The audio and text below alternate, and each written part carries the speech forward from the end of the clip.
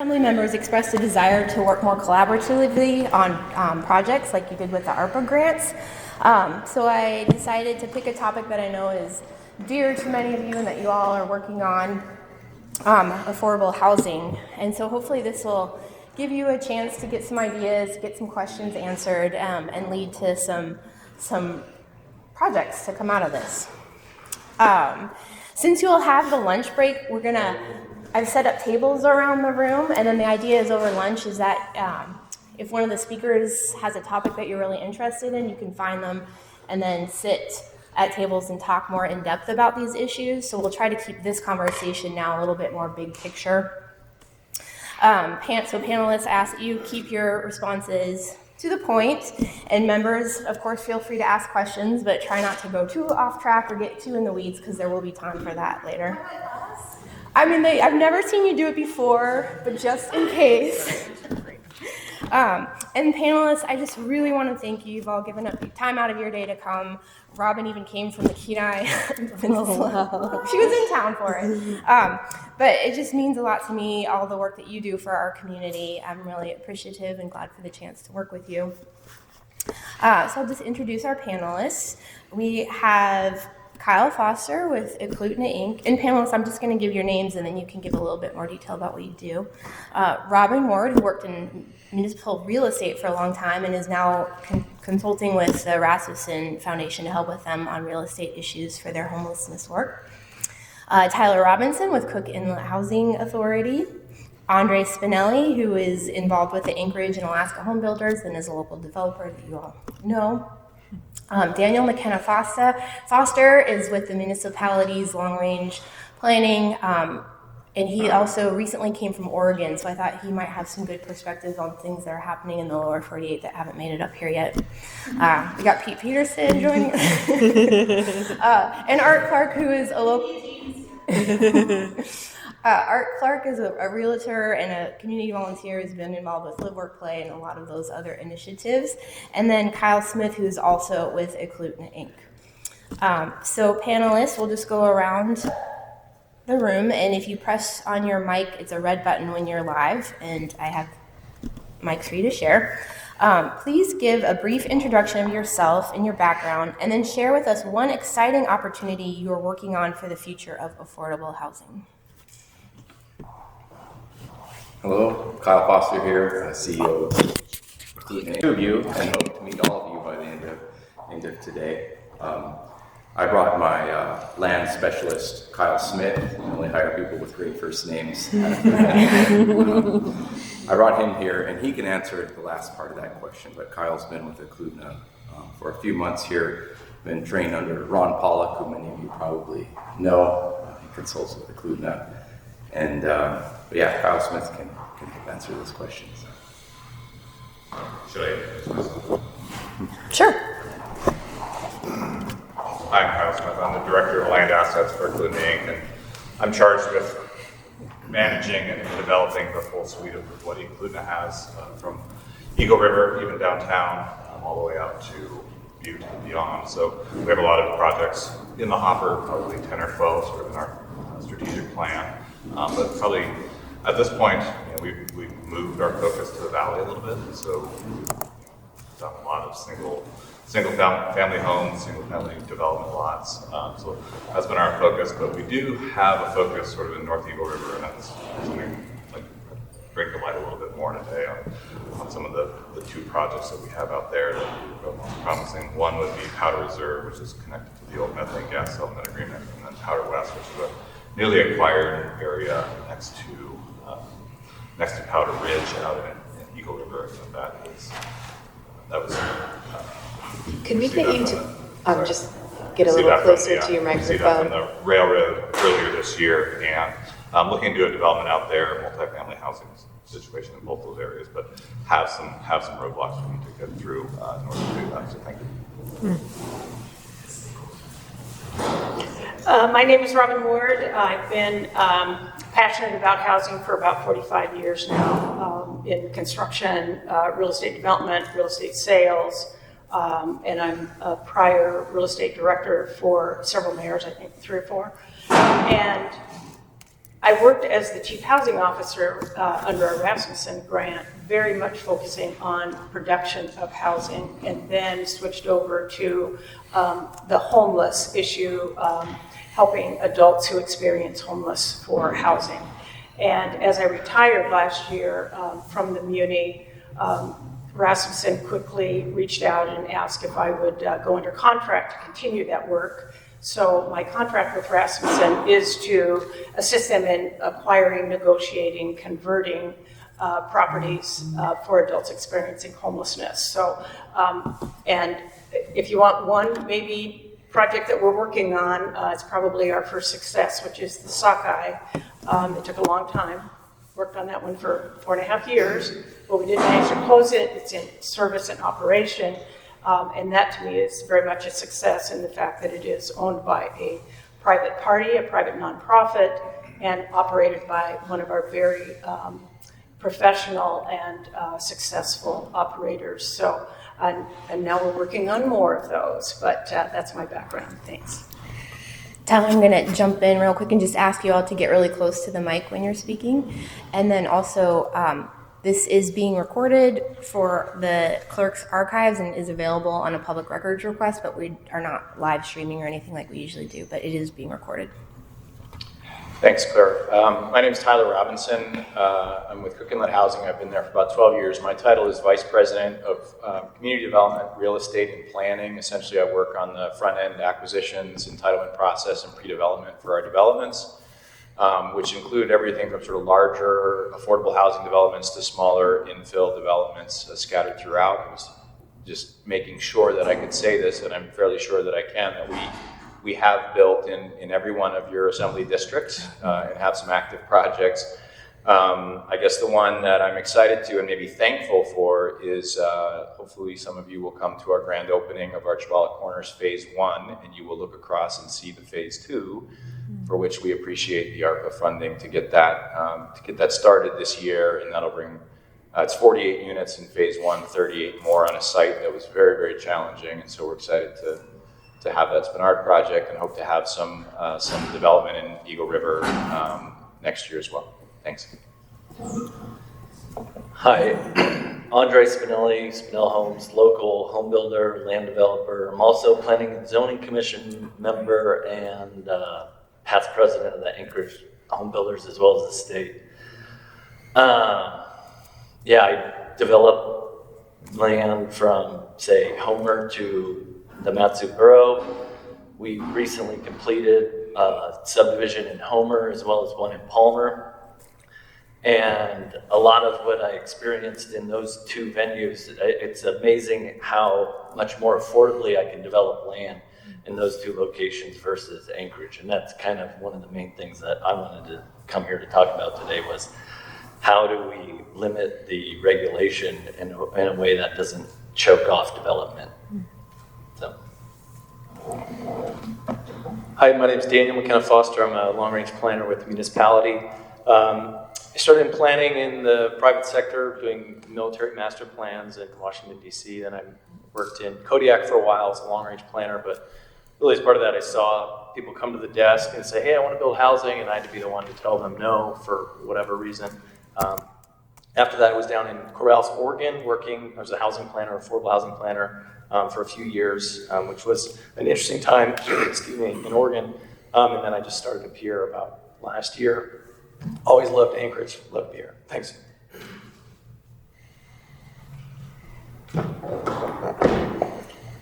Hello, my name is Art Clark. I'm past president of the local and state board of realtors, recently termed off member of the Chamber of Commerce. I'm a broker at the Last Real Estate Associates and Real Broker Anchorage.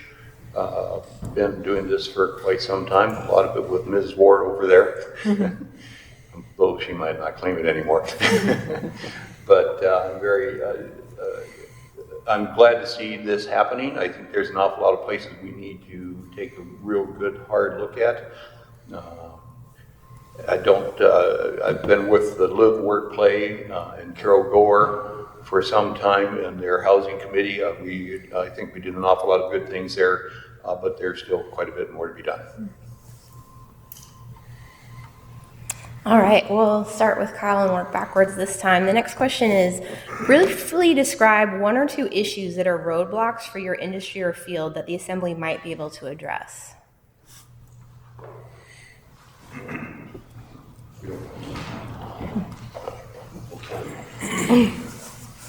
So for us, we have the two projects I mentioned earlier that are sort of our keystone projects to sort of develop most of North Eagle River.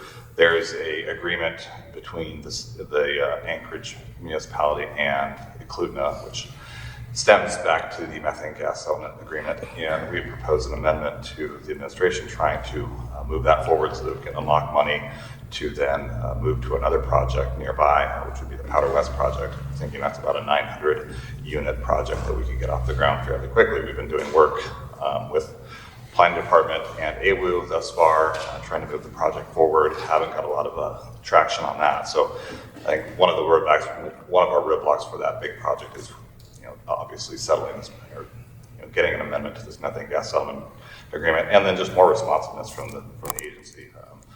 We're just sitting here waiting. They said we'd get responses back, and now we're basically losing a year on putting housing together out North Eagle River, which is, as we have kind of dubbed it, as sort of the wall to the wall from the valley. It's kind of the last place people are really looking for large scale developments. Is, our property in Chudiak, Birchwood, and North Eagle River. What would benefit my industry an awful lot is there were a lot more houses to be sold. Which there's not, and there doesn't appear to be any coming down the road. Contrary to the expectations, the raise in interest rates has not slowed down the buying public at all. There are less than 300 properties on the market at the moment. A healthy market right now would be 700 or 800 properties on the market. We haven't had that number this time of year for the last 6 or 7 years, and it's not going to change very much soon. I think infill developments are one of the big places that can be done now, but I think it's very expensive. Like there's a 2.5 acre parcel right behind my house, which is in the middle of a fairly densely populated neighborhood. But in order for them to do that, they're going to have to bring the road that is in front of them up to codes that road was never at before. And I don't think that that's necessarily something that should be a contractor should have to do or a developer should have to do. I think that makes it more expensive than they can afford.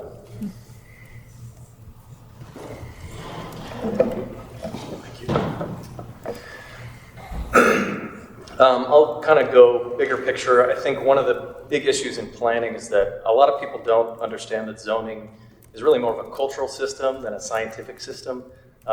Building safety, fire safety, these are kind of codes that are written in blood. They say like a deck fails a number of times and they change the code to change the deck code. But zoning is really more about kind of aesthetics, the way people felt when it was written, and it's really this sort of kind of cultural thing.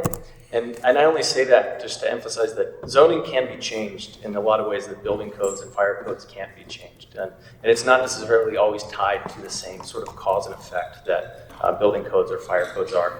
And I know for a lot of people, they look at zoning, building, fire, and they think it's all the same thing. I just want to emphasize that zoning is changeable if it doesn't meet community priorities, because it's really supposed to be a reflection of the community's values. And if zoning was written in a time when the values are different, it's maybe appropriate to consider changing the zoning. The other thing is a lot of land use discussions, as everybody's seen, they often get stuck on individual positions rather than kind of community-wide interests, right? Somebody will say, I don't like this because of X, Y, and Z. And I think just as a planner, it's always helpful to get everybody on the same page and referring to adopted policy guidance, the sort of community-wide guidance. So to acknowledge people have concerns, but also say we have to weigh those concerns against the larger needs, especially with housing, right? People say, well, I don't want that to happen. Say, we understand there's a concern, but the community also needs a lot more housing. We're putting in this road investment, water investment. We need to make the most of that investment, et cetera. And then finally, just that a lot of people, when they complain about housing, they complain about traffic naturally. I think that ultimately comes down to a management of streets issue. And so that seems kind of not really related, but I think it fundamentally comes down to, one of the housing pieces is always people complaining about traffic. The best way to deal with that is by dealing with the streets rather than the land use. Thanks. Okay, I guess not really sure where to begin. I guess I just want to start by saying that, I had all this, I'm kind of choking right now. Let me regroup here. I guess the biggest thing that I see, and I guess I wanted to disagree with what Daniel said about fire code and building codes written in blood, and zoning codes are more adjustable, because the way I see the codes, they're all up for debate, they're all up for interpretation, and I watch them get interpreted differently from day to day to day by the person that's enforcing it. As administration and staff move through, they get enforced and done differently. And so, in my mind, they're all adjustable and able to be changed. And that's one of the things that I guess I wanted to come here today, was to say that I feel that overall, the building codes and the enforcement of, say, traffic, fire, even building and structural codes, whether it's zoning, I mean, any of the departments, it seems to be that we are pushing the code to the nth degree on paper to a point that doesn't make sense in reality. And it's real difficult, like in a group like this, to say, okay, Andre, you want to make houses less safe? That sounds like a bad idea, but that's not necessarily what I'm saying. It's like, I don't need to go cut a sliver out of the corner of my driveway to make that street safer. Like, that's just going to waste money. And yet, the traffic department is trying to get me to do that right now, like today on a project. So it's things like that are driving up the cost. They're slowing the production of homes, and there's just not enough people to build homes in Anchorage. Most of our workforce that's doing the labor on housing is coming from the valley. So it's very difficult to draw them in here. We're having to pay them more money to come build a house than we were before, because they were so busy building houses in the valley. One of the things that we saw over the last few years, and unfortunate for me, this is somewhat of a good thing, is the valley was able to ramp up. In the last couple of years, there's been a huge demand in housing. The valley ramped up and built, almost overbuilt in the last 2 years, and the valley builders are now pulling back because some of those houses are sitting. Whereas the big demand, the big driver of the overall market, when you look at the Anchorage and Matsu market as one, the big demand is here, but the valley is what's producing 3 times as many new homes whenever there's the demand for them. So, someday that might shift. And I just think Anchorage needs to really fight to stay competitive and affordable, because like I mentioned my project in Homer and my one in Palmer, these are city water and sewer projects with paved roads on half-acre lots. And I'm selling these lots with the land and the improvements for less than the improvements alone would cost me in Anchorage. And so that's kind of like, there's something about Anchorage, like it shouldn't cost, that much more. Like in Palmer, the gravel's right there. So there's, some affordability to develop land in Palmer because you have close by gravel.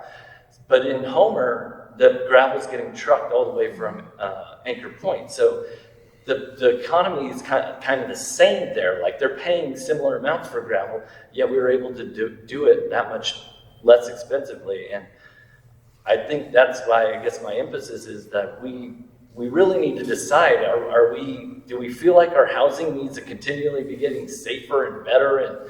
And I'm not talking about smoke detectors or something, we're just talking about these little rules that all add up to make things more expensive. And that's kind of the biggest roadblock that I see for Anchorage housing.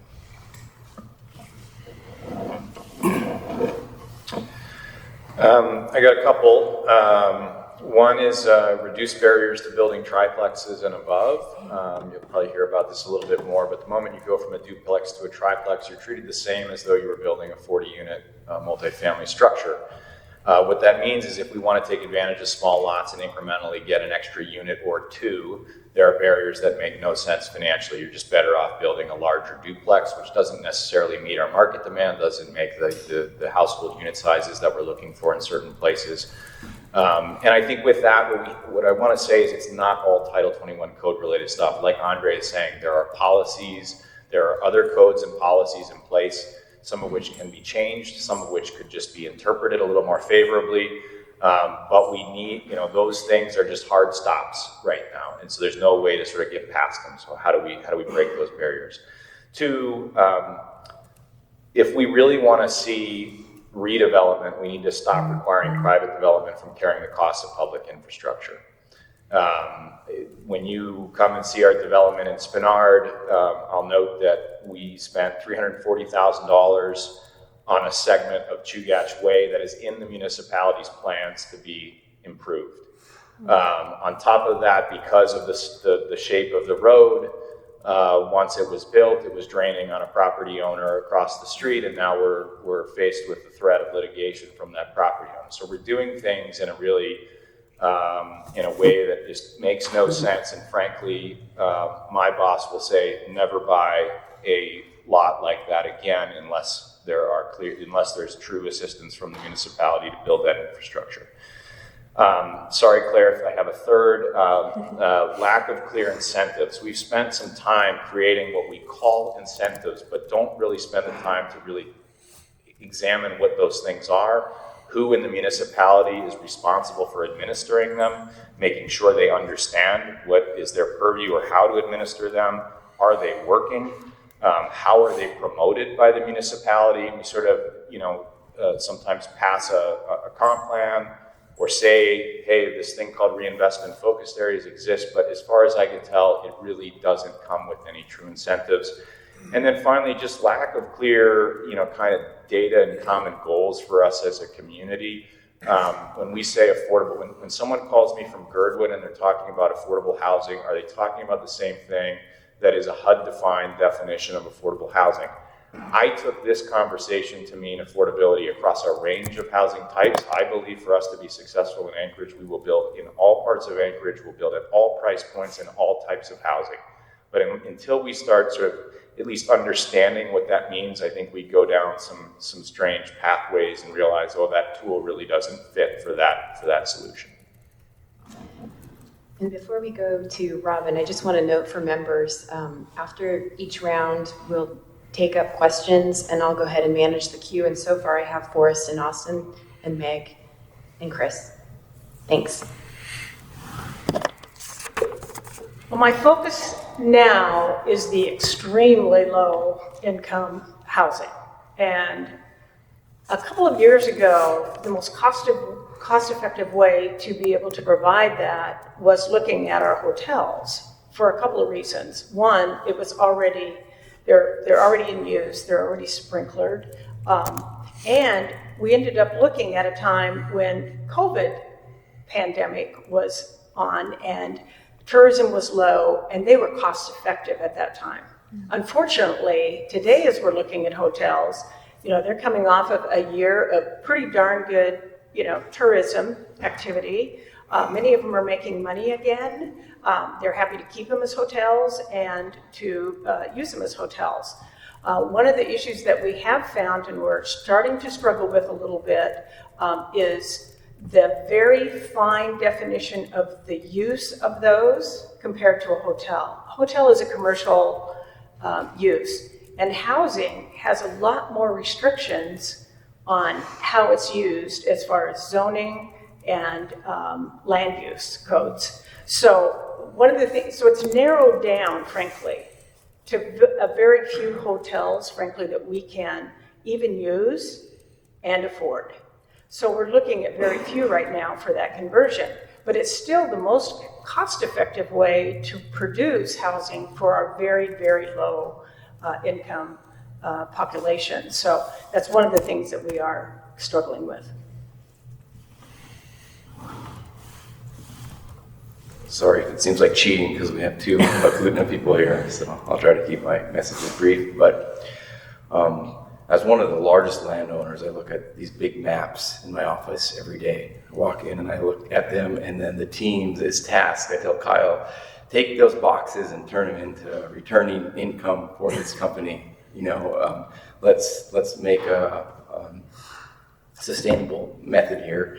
And one of those is selling off that land basis, that land assets. And when I see a big subdivision and it costs $10 million or $20 million to put infrastructure into that, and it's all on a Cluton, and then I have to increase those lot prices, and then the margin for those lots sold to more higher density areas, the profit margin is this much, or I can go out to the valley or go out to some where there's a septic or sewer, and those margins are way higher. For the shareholders of a Cluton who mostly live in acreage, the best return for their assets is to do not where I don't have to pay for those big water and sewer bills. And so I see, and that just from my personal point of view is a big issue. Another one is, let's just say rock and gravel. I've been trying to get the largest hard rock quarry in the municipality of Anchorage permitted for 4 years. 4 years, and we just last year got shot down by the Planning and Zoning Commission the Urban and Design. The Urban and Design Commission, who's mainly in charge of sidewalks and streetlights. But they had the authority over one of the largest mines in Eagle River out there. And so just a reorganizing, a restructuring of how things are permitted and processed, a culture of maybe looking at a developer. I think I've heard this here before, but looking at a developer as a customer that you're trying to help accomplish a goal versus like the big bad developer that comes in and is trying to get around the nose and coming back every time he gets a no. And so those are my 2 cents. Sorry about the planning and zoning. You guys are doing great. You're doing great. Okay, so we'll go through the queue with questions. First is Forrest, then Austin, then Meg, then Chris, then Kevin. Go ahead, Forrest. Yeah, sorry, I have 3 because there's a lot of questions raised by this. So the first one, and I'll read off all the questions if we can remember them. Kyle, I didn't know that about the rock quarry, and I'm really curious, what was the justification of the Urban Design Commission in stopping that quarry? So that's my first question. My second question is, setting aside AWU, where we actually passed a number of ordinances several years ago to allow AWU to enter into more creative projects, mostly for Powder Ridge, but even going forward so that they could bear some of the upfront costs and sort of partner with organizations to do that. But aside from the water and sewer, the other improvements you're talking about, we basically have 2 ways to fund them. We can either bond for them, or of course we propose the stormwater utility for some of that stuff. And this administration, one of the first acts they did when they came in is they killed the stormwater utility, and they have resisted bonds, large bonds. So my question for everyone here that advocated for the municipality, bearing those costs, of course bonds are property tax funded, will you advocate for the municipality for either the stormwater utility or bonds? Because that's how we fund our infrastructure. And then the last question is, this is sort of a broader philosophical question, but I actually think we have a shortage of lobbyists at the municipality. And I know that sounds insane, people hate lobbyists, but lobbyists bring you fully formed pieces of legislation. And I know, working with you, Andre, for example, when you guys brought us something like me and John Welton, for example, on driveway cutouts, like this is what it should look like, we passed it. And I don't think I've ever voted against anything, I don't think. When a fully formulated idea came before the assembly, like this will promote housing, I think everything is passed. The problem is we get concepts, not legislation. And so folks will say, here, I want you to do this, reduce costs here. And then we've got great staff, but they're not the kind of staff that can formulate that generally. So we go to the administration, can you help us write this legislation? This is my experience. And then it dies. I won't hear about it for months. I'll be right, and then eventually it'll take years in some cases. Or they'll fight us. This is not just this administration. The administration going back since I first got into the assembly, that is where these things go to die. No offense, David. Daniel, sorry. And so I guess my question is, do any of you have the capacity or the willingness to not bring us concepts, but bring us like fully formed ordinances? Here's the ordinance we want you to pass. then we can introduce it, and then the administration can fight us or not fight us. But do any of you have the capacity to do that? So those are my 3 questions.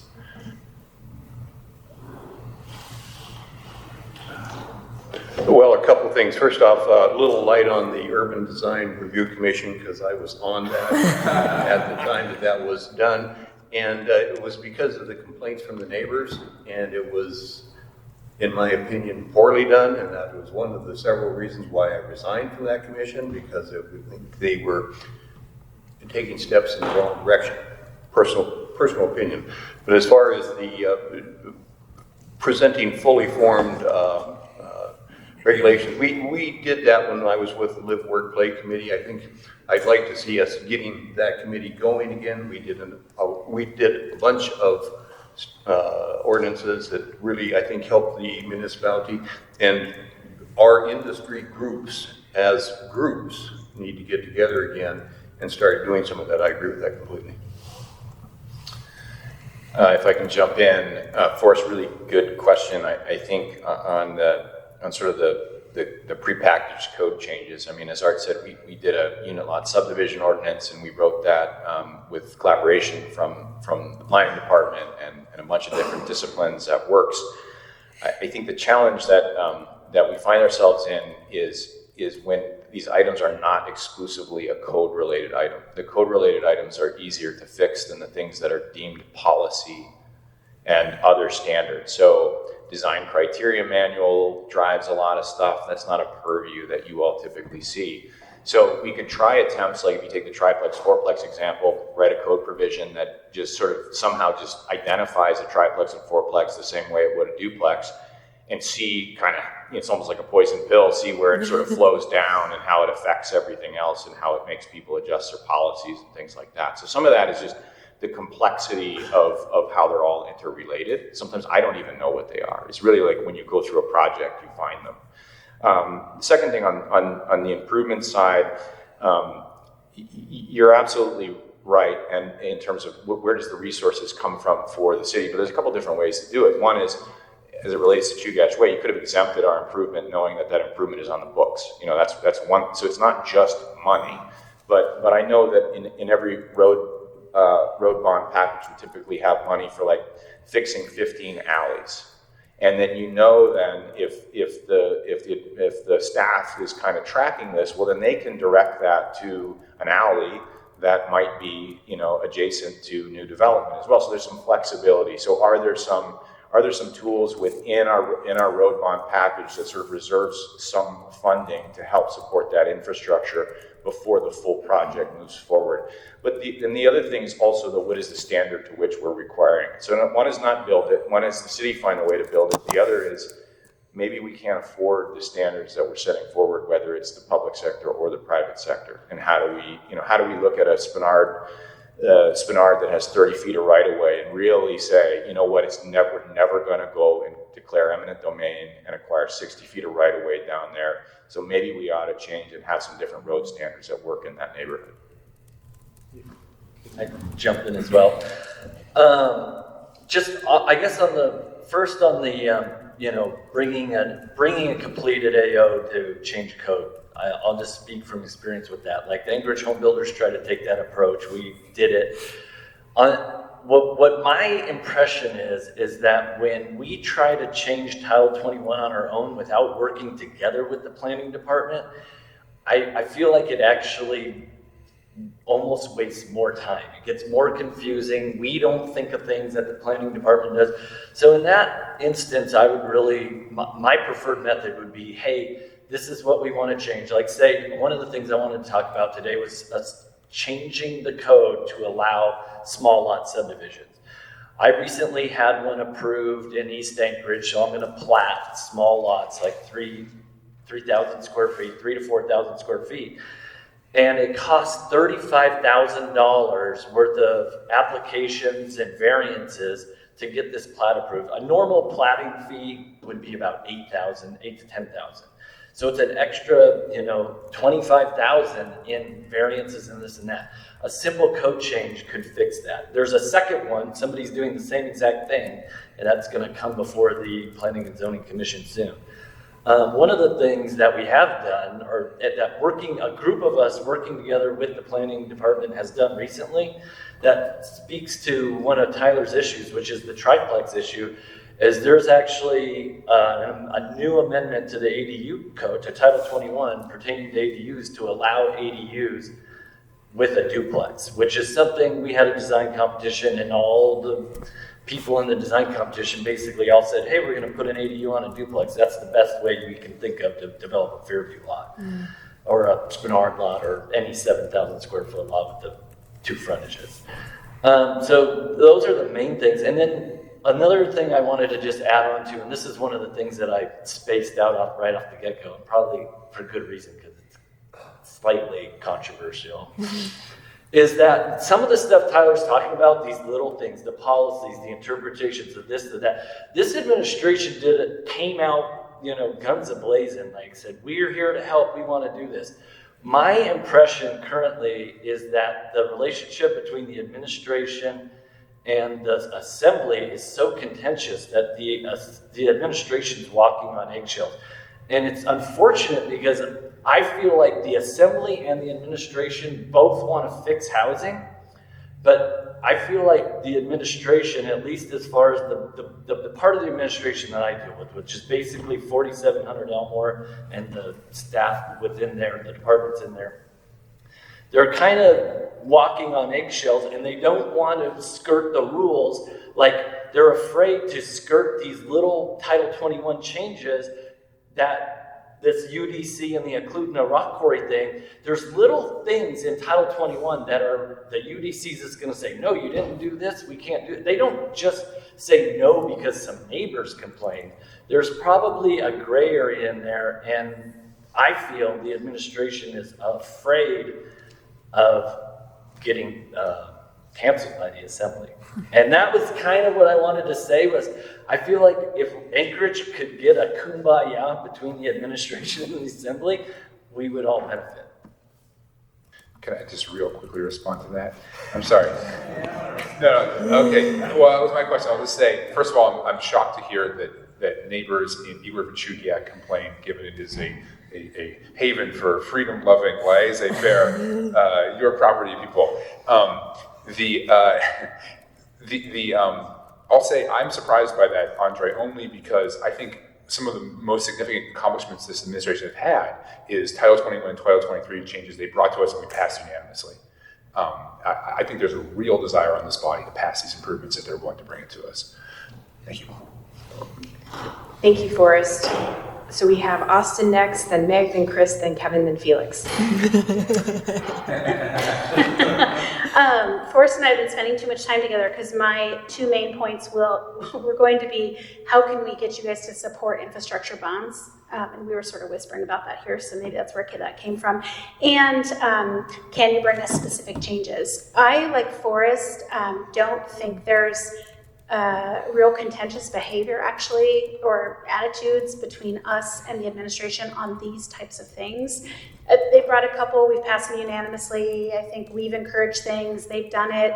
Many of us who maybe don't have good relationships, just being totally frank with other members of the administration, have a really good relationship with Adam and speak with him frequently and collaborate with him. So I actually think, to the extent, oh yeah, Forrest is saying, be careful, don't throw out, don't make Adam look like we like him, because then they won't like him.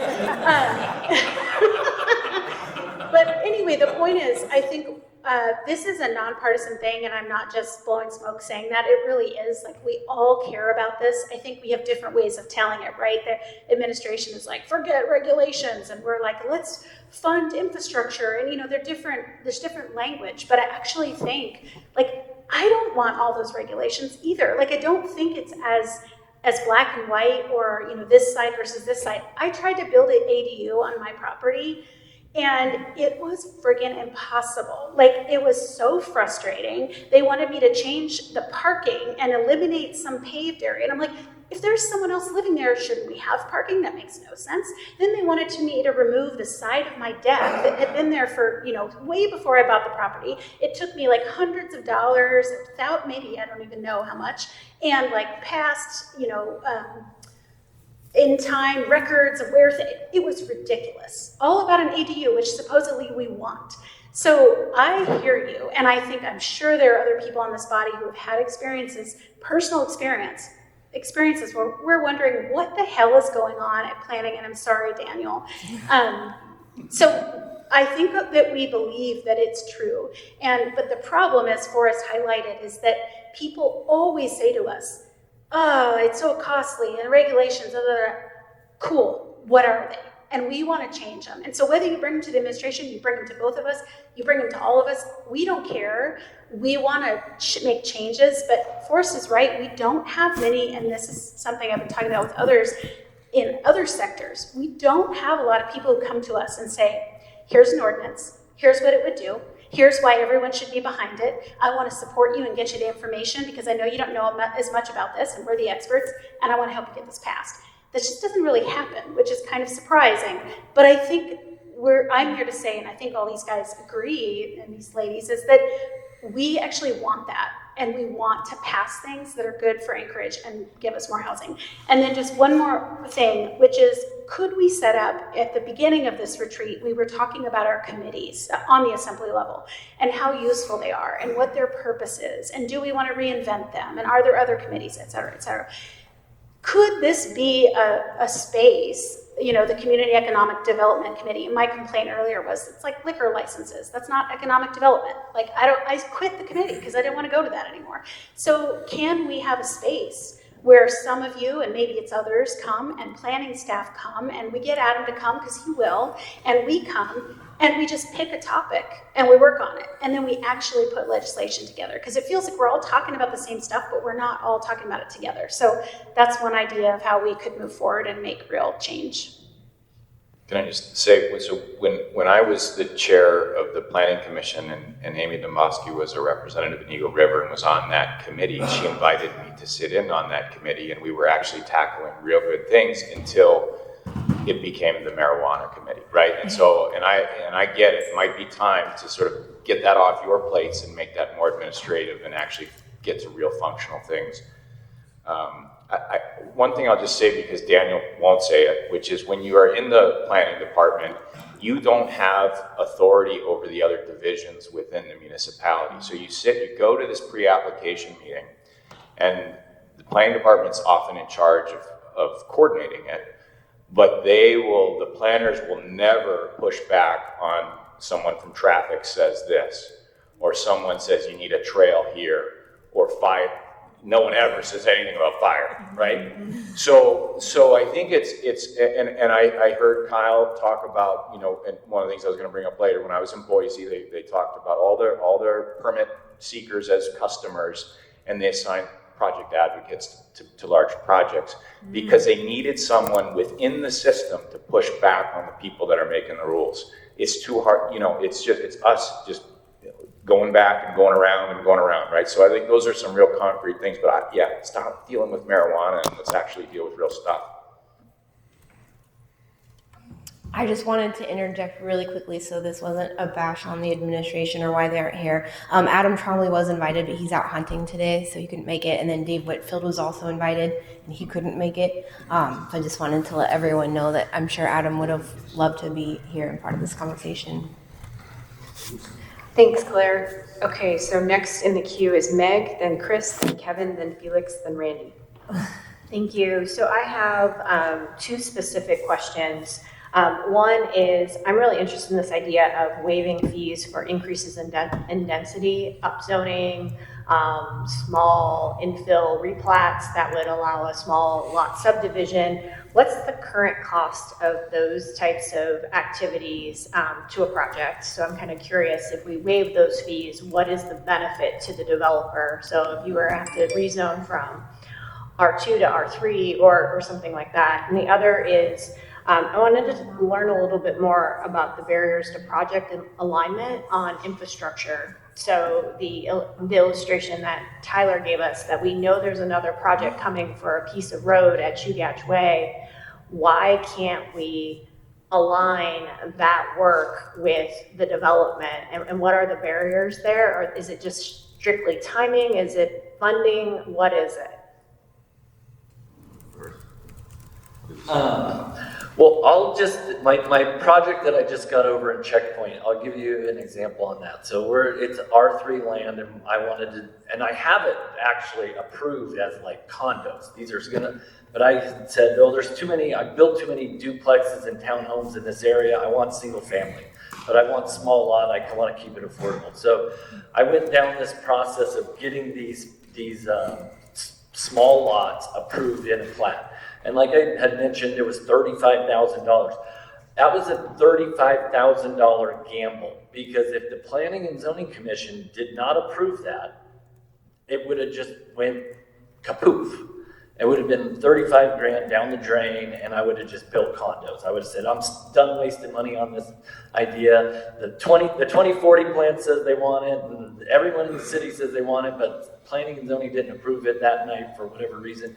So to actually waive the fees on something kind of out of the box like that, I think you would incentivize more creative projects coming forward, because Spinell Homes has been around a while and kind of a big developer and probably has the ability to do that. But there might be smaller entities like, say, the Seth Andersons of the world. He might not be willing to take that gamble, but he definitely has some good ideas and good projects that he's done. So that's just my comment on the waiving fees part. Before we turn to the other one really quick, you reminded me, one of the other things I'm working on is presumptive approval of actions that are in the 2040 plan. Would that help? So you said your lot was, whatever you did seemed to fit within the 2040 plan. So if it was just, when it goes to planning and zoning then, or it goes into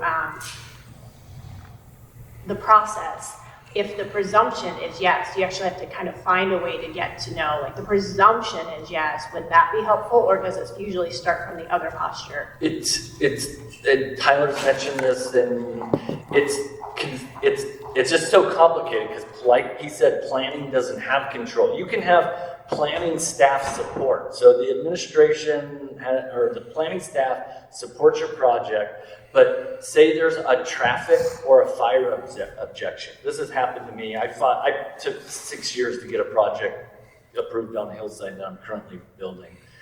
And I had planning staff support. The Berkowitz administration and Shooty Wall wanted to happen. It was fire and traffic that were kind of holding me back.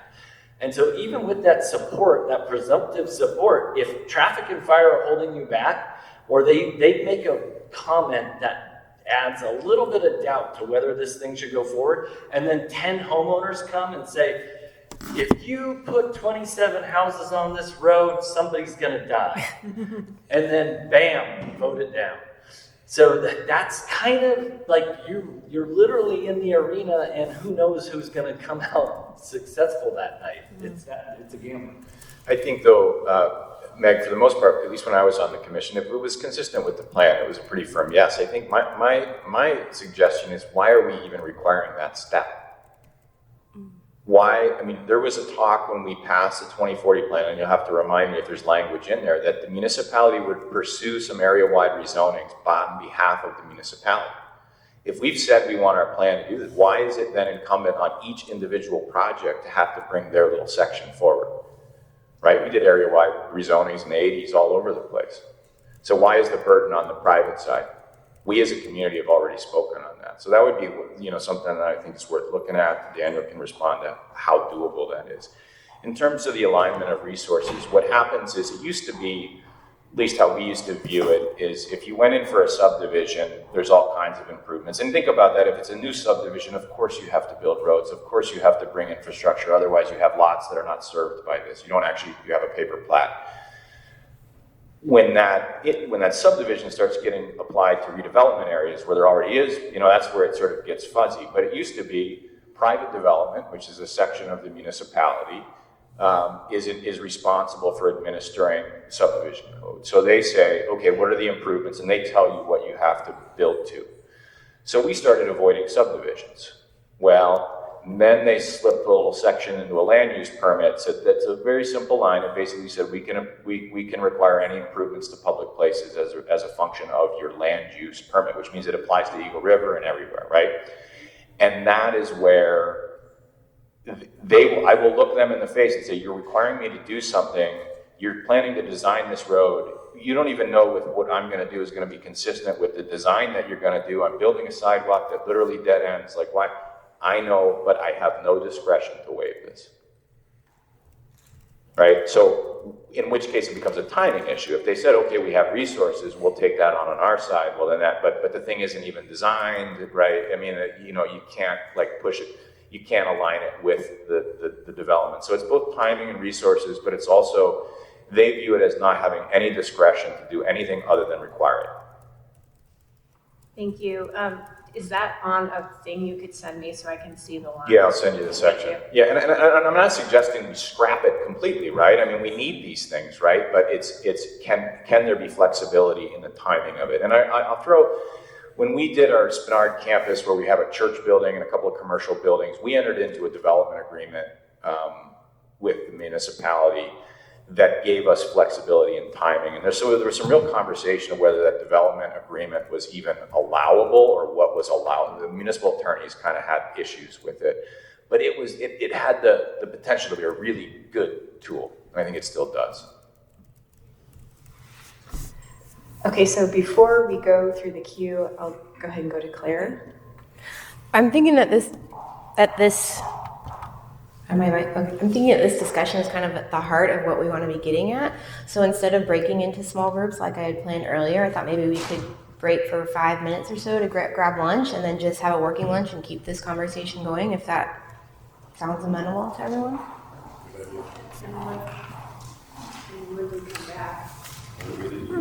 Turn it on and off. I don't. Try it again. Okay. We've got Chris, Kevin, Felix, and Randy in the queue. Anyone else? Okay, thanks. 5 minutes?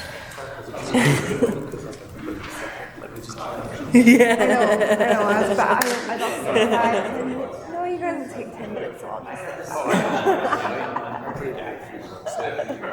Oh, on the comments. Oh, I thought you meant on the amount of break that it No, on comments. Just that'd be awesome. The neighbors would never. speed round, right? Your agenda, right? It's like, Well, it happens to experts here, so they have lots of fun. this is how I ruined vacation. She's like, this today. I'm like, okay. And I'm just pushing it. Let's go. Why are you selling it to two? I'm like, well, there's an itinerary. Yeah. You won't get this done yet today. He said you wanted to do that. Yeah. That's how I look my husband. Claire, this is so great. Awesome. I so many people.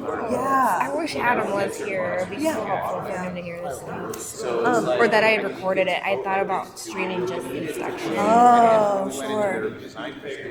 Would it be worthwhile for me to just like set something up to record what we can? Even for us to just come back to? I guess so. Yeah. I guess so. Do you find a way to? Yeah, I didn't bring it. But I'm hoping, like, this is the format I want to start doing more work sessions, like get bar owners in, get like all the different sectors, and then get a couple more people from MLA. And even if they're 90-minute work sessions, right? To do 30 minutes of introductions and just making sure that like the ground is set. And then, I mean, even 2 opening questions about like, who are you and like what is the biggest challenge? Yeah. Opened up. I'm not sure if you had more questions. I don't think I need more questions. No, like I came yeah, up with like, a bunch of ones for Phil, but it's like, this is what they need to get at. It's Yeah. like the direct back and forth. As long as the members aren't using they're here to help you get the information. Yeah, totally. Do you think anything about the dynamic changes in a work session where it's live streamed? Because they seem like they're talking very free. Yeah. That's always like a live stream. Like you're guarded at first and then you forget it's Yeah, there. And then yeah, you talk yeah. about your vacation and everyone on the live stream like we're doing right now. This recording. Yeah, totally. That's a good point. Yeah, I think and it might be a little more reined in, but it would still be fun. Yeah, I think that's a great idea. And it's great that, like you said earlier, as this kind of came together, that people are eager to have an audience with the assembly to be able to share. Like, The fact that they all responded to me like that. yes, absolutely. I think this is a great pivot too.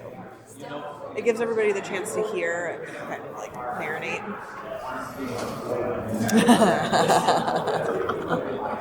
So I remember that letter we got from the Home Builders Board. It was like, don't do this, the bears is good for us. I think so. It was like, yeah, I was the board chair. So after this, for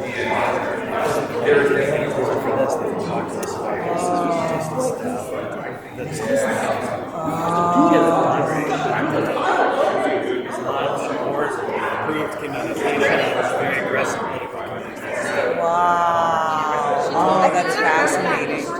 It was during the removal ordinance debates.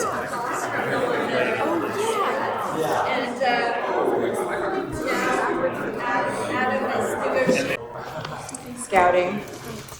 The next one up is Chris. I'll go anywhere, Andre.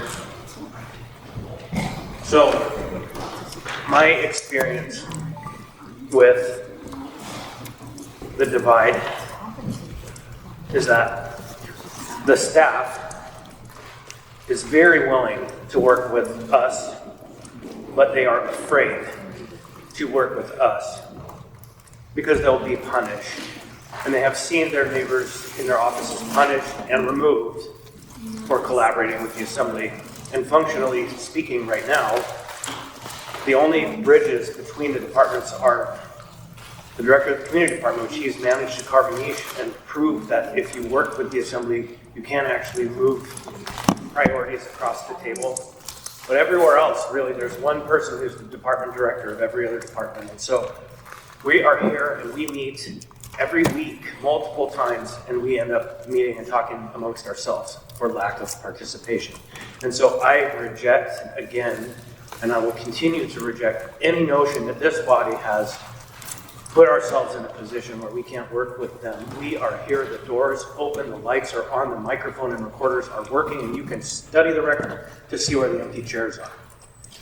That said, in this department, housing and development, they have a very bright light in the leadership of that department because they have demonstrated their willingness to brief us so that when the questions come before us, we know what we're asked to vote on, and we've had a chance to work it through and see if it's effective. And that is much credit to the individual who I don't want to name so that I get in trouble. So my question is along the lines of, there is a paradox in our community where, Tyler, you started with saying we need housing in every tier of the market, and I completely agree that, we hear lots about creating affordable housing. People misunderstand that, if you want affordable housing, you actually have to invest in higher end housing so you can move people up and in and have a functional marketplace. Mm-hmm. What I hear a lot, though, from my friends in development is that they can't compete with you. And that's because of the subsidies that you have in the context of multi-unit housing, that you can do things that nobody else can, which has ended up with us a climate in which there's very rarely any kind of market-driven multi-unit housing in this town, which puts us in a box where we're looking for hotels to put people in. But we do finally have an example of the Devonham project on 8th and K, I think, which was a pretty good collaboration that moved us towards, I think, the first one in a very long time.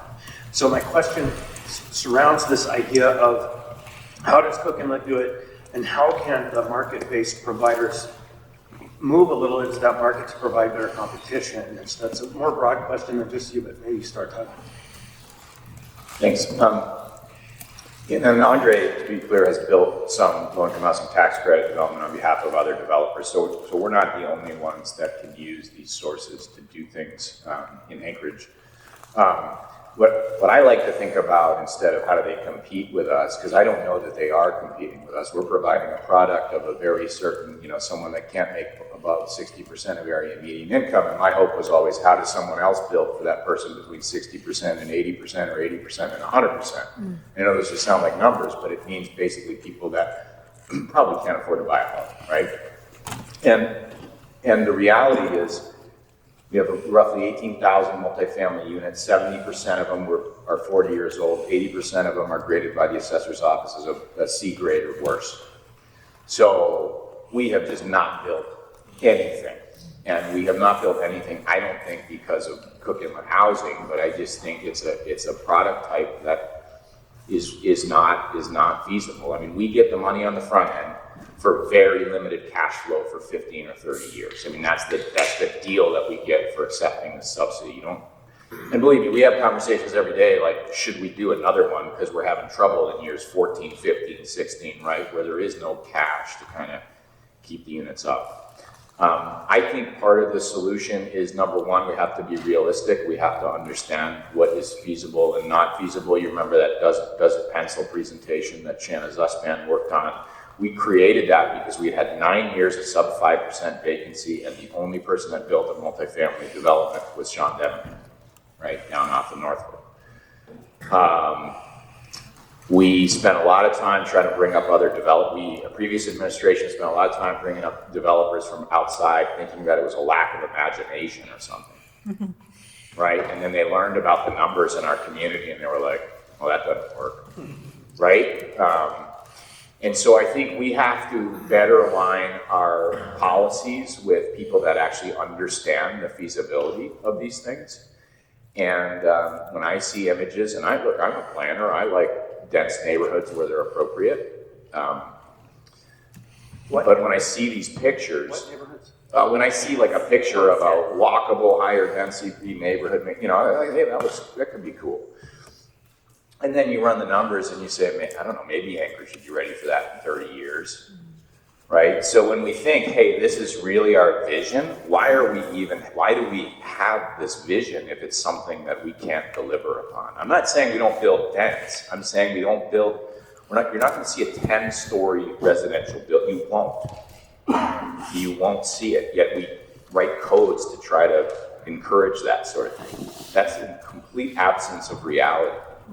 So I don't know. I mean, I'd like to think it sounded. I know that wasn't your intent. It sounded a little antagonistic. Like, how do we not compete with you? And I hope what we have tried to do is be often willingly the guinea pig.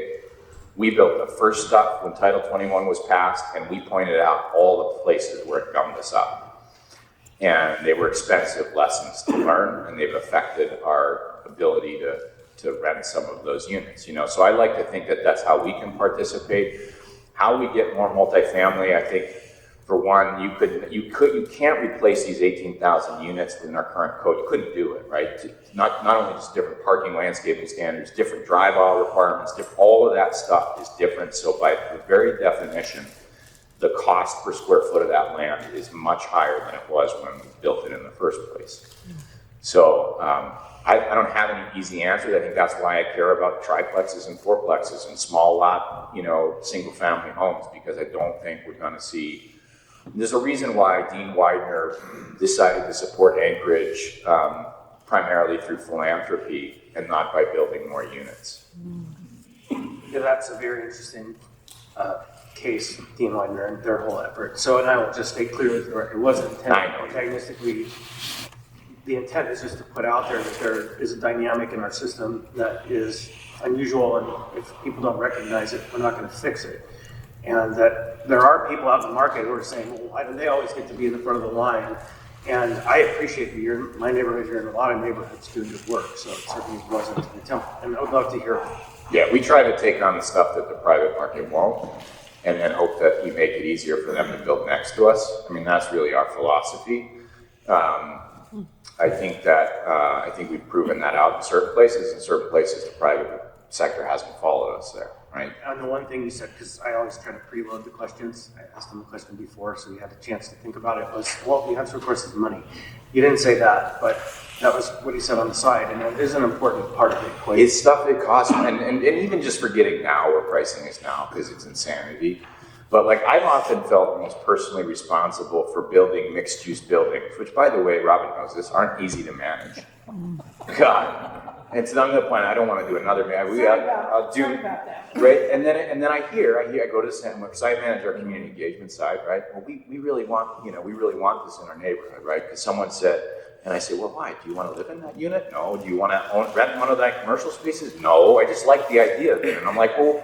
But I've sort of felt like it creates, this sort of false illusion that we can do that, right? And just because we can do that in our model doesn't mean the private sector can do that. So we need to study Sean's effort, right? We need to study David Ham's project, because I think there are things that could have gone better for him already. And I think if he can pull it, like, the real question is, will you do another one? And if not, why? Right? We need to study these projects and understand how they can be replicated, not like, not a pretty picture. Right? Thanks for the question. Can I just add that I don't think people are saying, oh, we can't compete with Cook Inlet, because I think the biggest competition is the existing housing stock and how affordable it is. Like, I have people all the time say, oh, I want to build a 10-plex, I want to build an 8-plex, I want to build this, that, whatever.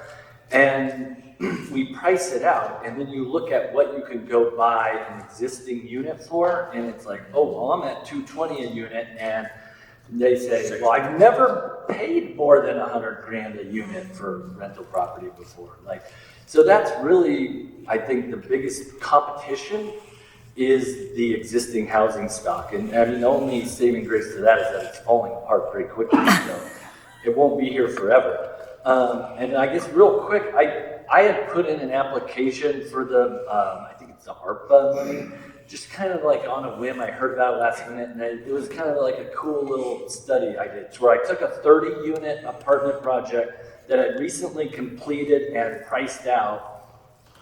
And I completed one in Eagle River, and then I priced it out in East Acreage. And then I put the numbers together, brought them current, and said, okay. And then I gave it to a friend who, is a property manager for a large amount of apartment building. And I said, here's what the project costs. What does it need to cost? What can you pay for it and get a reasonable return on investment, something that a bank would approve of?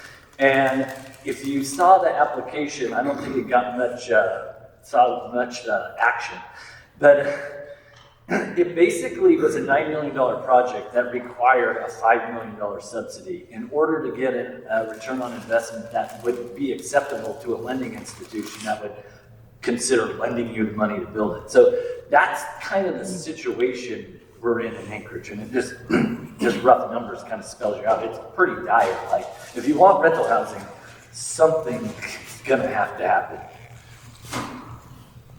I just like to emphasize that. I look at the prices that existing fourplexes are selling for, which is north of $500,000 at the current interest rate. I do not see how they are making money at those prices. And building a new one is going to cost a lot more than that. It's not going to happen because people can't rent them out. Even though the rents have gone up recently, they're not going up that much. Thank you. Thanks, Chris, and everybody for responding. Next is Kevin, then Felix, then Randy. Thank you. I think it's important that you guys put things in perspective, because this is really a hot button. Some of you don't know my history. I've been rehabbing and flipping properties in this town for 25 years. I currently own, through a couple of LLCs, about 120 rental units. I have been years deep in the real estate market for as long as I know. I would think I was president of the Board of Realtors right after the market. I was 2014. I think I took the chair from you, and so I've been very involved in this. And I will tell you that like 12 years ago, when I was converting fourplexes to sixplexes, it was a pretty easy process, but now it is a nightmare. I haven't done it in years because the last project I had building safety and the fire department arguing over what needs to be done, tear it up, take it out. over something that hadn't changed since 1970. It cost me over $15,000, still couldn't agree, and at the end they had me put it back to the way it was. Okay? So I understand the exhaustive process, because it seems when you say that the departments aren't communicating.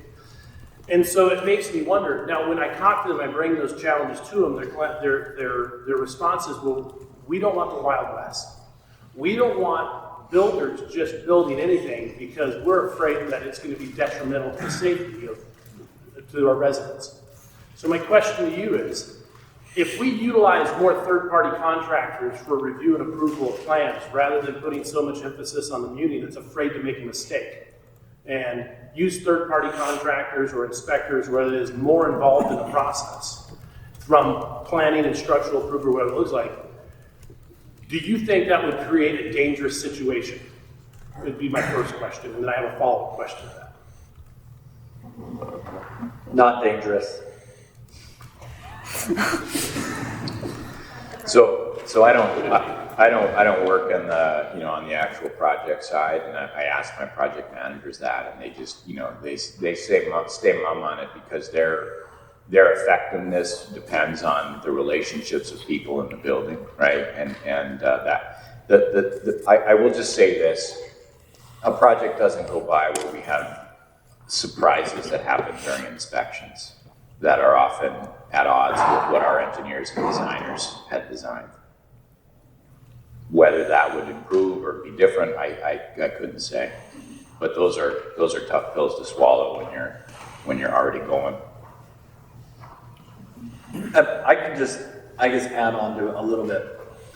So we currently, a while back, Adam Trombley actually, all right, I'm not supposed to say his name. But this is That like guy on we all record. He was instrumental in putting together what we call the third-party plan review ordinance, but I think it's actually called exempt plan review.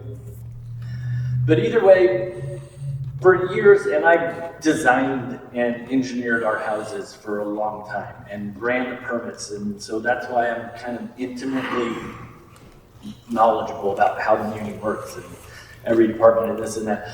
But I was getting my plans reviewed by somebody that was about as educated as I was on, and I'm not an engineer, I just learned how to engineer a building, and I know how to read the building code and whatnot. So I was getting plan reviewed by somebody that was about as experienced as me. After third-party plan review was allowed, what I now have is an actual structural engineer, and I got like the best of the best. What I feel is the most conservative, smartest structural engineer to review my stuff, because I knew that the municipality didn't like this, at least like the building department staff and reviewers and inspectors didn't like this. It was clear, it was known. And I knew that I'm typically like the target, like, oh, let's catch these guys off guard and and make an example of them. So I got the best of the best.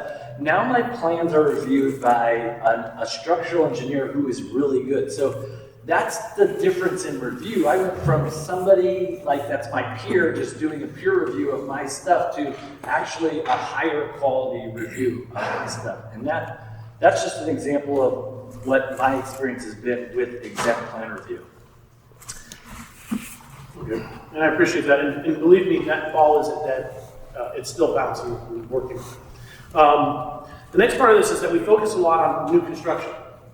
And although new construction, I think because you have the acreage home builders, Alaska home builders, lots of new development, it gets huge emphasis. But I think the other thing that we as an assembly need to recognize is that existing construction or remodeling it, those contractors are getting beat up really bad too. And they don't get the notoriety because maybe they're not as organized, or contractors or updating existing properties aren't as organized as our home builders and stuff are. They don't get as much prestigery or bushes of prestigery, but they don't get as much notoriety as maybe new construction development because they're doing a bunch of houses. But it has become very, very difficult for an individual to remodel an existing property through permitting and through plan approval, and maybe through approvals. And I will just tell you that, again, to give an example, I have a client who had purchased a 8-plex wanted to update a couple of units, said, hey, you know what, let's get a permit to update these units. They went in and they decided to do a code compliance study on this property. And what should have been a $25,000 remodel turned into a $150,000 project that nearly bankrupted. They wouldn't allow him to put tenants in the building until he updated all the wiring and hardwired all the smoke detectors. But it was like, hey, you know what? This is right before they started coming out with Bluetooth ones that communicate now. But it nearly tanked him. Almost cost him his marriage because like this property should have been. But no, your mistake was you wanted to remodel 2 units and building safety showed up. And then they start looking like, what about this over here? What about that over there? What about this? I don't know, it's been that way since 72. Nope, not gonna be that way anymore. And what starts as a small project, and we don't see that, right? That's, you know, your home builders don't have that problem because they're starting from the ground up, but I think we also need to have a serious conversation on how do we look at how those codes are applied to people trying to improve the properties, because then what happens is you have a drive down the street. We understand the average age of our housing here is like 1979, early 80s. There's a lot of properties out there that could be revitalized, we can add units to, and the homeowners are afraid to do any of the work or hire a contractor out of fear of the cost or what will be basically a Pandora's box when you start doing a code. So I understand your frustration, but I think that's another conversation you have is looking at taking the ease off existing remodels as well in order to increase unit count. So, do you have something you want to add to that? I would just say, 18,000 multifamily units, and we are building 50 a year. It'd take us 360 years to replace those units, right? I think it's a point really well taken. The couple of major remodels we've done have been all the way down to the studs, and they've been sort of a disaster. So we need to figure out more cost-effective ways to preserve that stock. To add on that, when I brought this concern, as soon as I got in office, I brought this concern. And I was able to get with Adam Trombley and Russ down in code enforcement. And I said, here's what I see and the problems are. And they said, well, it can be done. Look at Cook Inlet Housing, they're building units. And I was like, you just gave them $3 million. You can't say that that's a fair representation of free market capitalism, building like a homeowner going out or an apartment building guy remodeling his units, when you're saying, well, it can be done because this organization over here, which speaks to what Chris said. Chris made that point. How can you compare apples to apples when some people are getting money and getting grants or getting, whether it's ACDA funds or whatever it looks like to create it, but not everybody. So, thank you. So that I don't regret showing up to this meeting. I am happy to engage on any level. We've always looked at how is this if it were a market project, right? We are taking advantage like anyone else could on existing programs, most of them federal, deployed through the state of Alaska, that have a totally different model, right? Are at rents that would make 0 sense, right? But we're having to put products out there that have to, by definition, last 30 years. So it's whoever you're dealing with that's ever comparing a Cook, we can compare like how it was to build stuff, but don't ever compare the financial model, and I'm happy to be the first one there to explain why not. Being the owner of one of those older buildings, I would think that if we could have a committee on common sense someplace around here, it would be a real benefit to everybody in this room. The Common Sense Committee needs to be at 4700 Elmore. And and Austin brought it up. I think she talked about they're going to make her reduce her driveway width. Like that's traffic pointing out, like bringing things to current code. And that's all the stuff that we're all talking about. Like you have to put some, when you're looking at rehabbing old apartment buildings, like you have to say, well, what are we going to do here? Are we just going to make it meet today's standard, which is impossible to do and unfeasible? And so then the alternative is, oh, well, let's just leave it there, keep renting it out until it burns down or something, which is a dangerous alternative. So it's like we need to find some kind of middle ground, and that's, I guess a lot of what I've been saying is the bureaucracy is at the 4700 Elmore is like, they're just sticking too close to the code and not like they're doing away with the good and in search of perfect type thing, whatever that thing goes.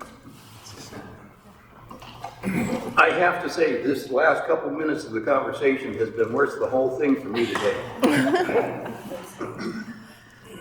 Can I just add one more thing? Even in our arena, as soon as we change a hotel from a hotel use to a residential, we go to a whole new different standard. Now, the same person may live in there as a hotel, as a housing unit, but that is really going to be a struggle for us because we go to, as soon as you change that use, you go to very different standards for housing.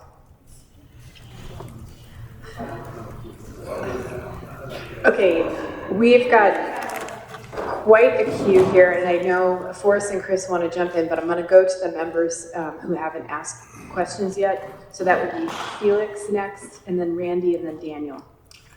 Thanks, Suzanne. I've been waiting a while. So I have quite a bit that I'm going to vomit at you, so I apologize, but hopefully you have your notebooks out. So first, I'm going to start and end with this. What is our community's vision for housing? So one of the things that I heard fairly early on in this discussion is that we need 700 to 800 properties. That's sort of, that makes a healthy market. One of the first things that I thought of when I heard that is, okay, what are we talking about? Are we talking about single family homes? Are we talking about other types of properties? Because if you look at the trend nationally in other jurisdictions, and if you look at particularly the market of younger generations, what they're interested in, it's less and less interest in single family homes. And so I just want to get a sense of what the holistic vision is for that 700, 800 properties is a healthy market when you say something like that. And, you know, one of the things that I was just sitting here and was frankly dumbfounded, Tyler, when he said a 10-story residential building won't be feasible for 30 years, Meg and I were going, why not? What's the problem? Tell me, ABC, what's the problem? Let's find some solutions to that. You know, when I hear things like literal rules all add up, and what if we made changes to those? Going to what Austin's point, all right, well, let's start having discussions on those. And it brings me back to when the Bronson administration first came on board.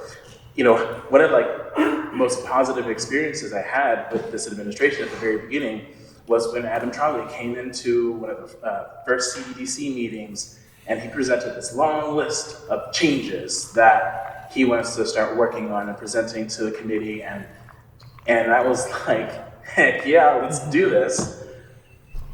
But we've gotten very few of those changes that actually have come to the body. It seems like it's a trickle now.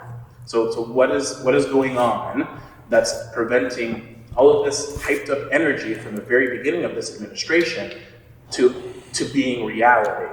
And if what I think it was you, Andre, that said, well, it's this combative nature between the assembly and the administration that's preventing all of these great ideas from coming to the surface, then, you know, my response to that is, we are kumbaya 70 to 80% of the time.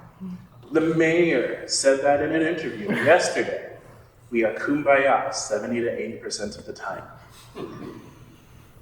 If you look at CEDC, if you attend those meetings, CEDC is like the most kumbaya committee meeting that we have, right? It is not a combative space for the administration. We come in, we hash things out, we try to do some good work. So, you know, I need your help. We need your help. If the administration tells you, well, we can't do that because of the assembly, push back against it. Please don't allow that to be an excuse for progress. And hold us accountable to the same standard, right? If you come to us and you said, but the administration, tell us, screw that assembly, work with them to get something done, okay? So please hold us all to that same standard. And then just one additional question, sorry, the list kept getting longer and longer. You know, one of the things that we have talked about a bit was around short-term rentals. And you know, in particular, how the short-term rental market is affecting the overall housing market.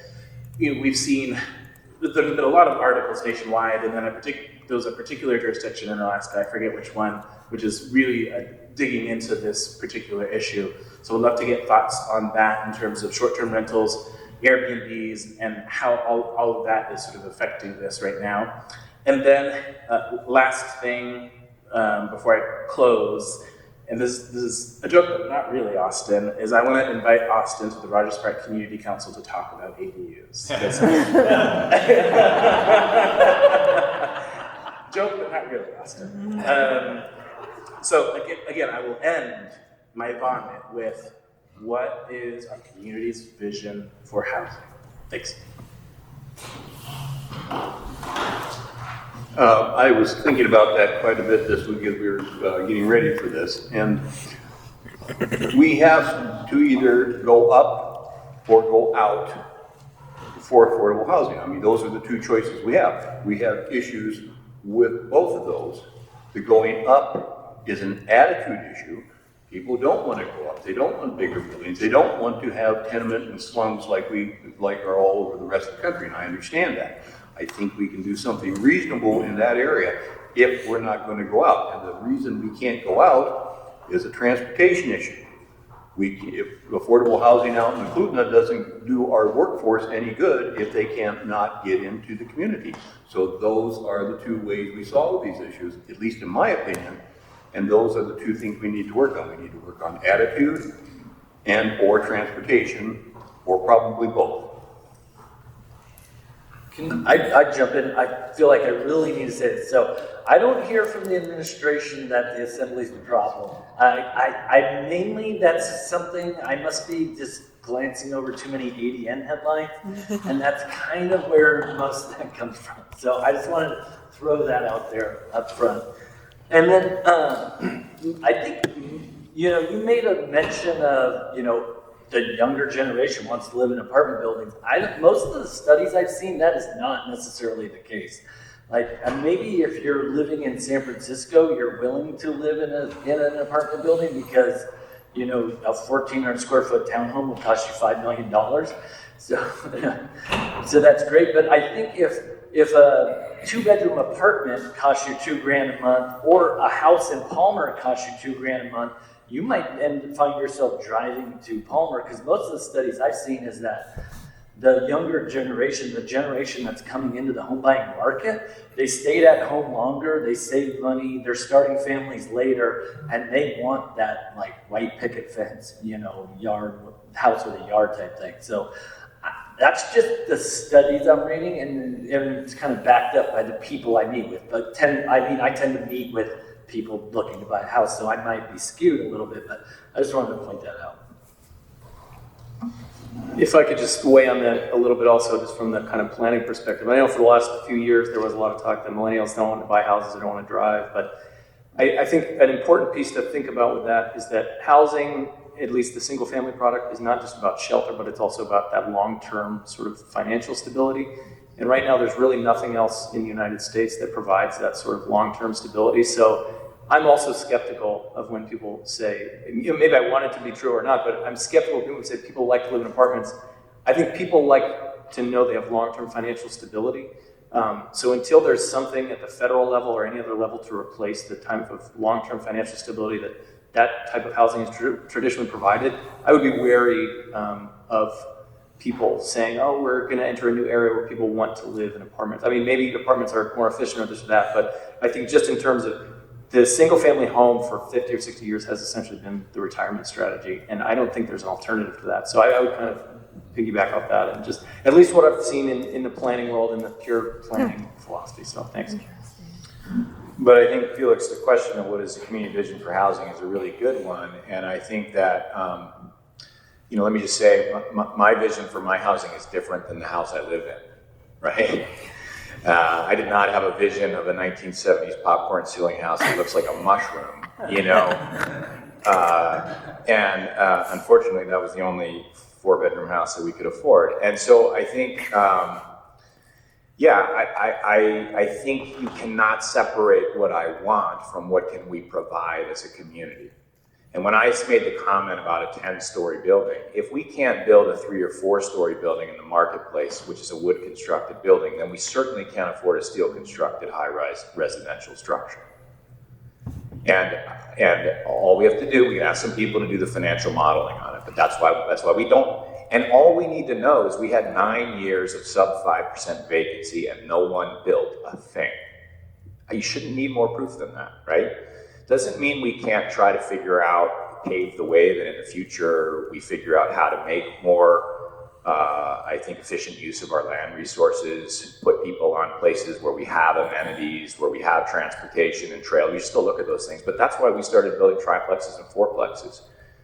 Because we're still trying to build a different unit type. Because even if someone wants to own a home, it's a rare young person that says, like my family, I want to have 3 kids, right? So we know our household sizes are much smaller because people are living longer, people are having fewer kids, and they're also spending less time over the course of their life with those kids in the house, right? Our household sizes are smaller. So it still doesn't mean we don't need to look. So that, going from that duplex to that 3 and 4 unit on that same 7,000 square foot piece of dirt would be really nice.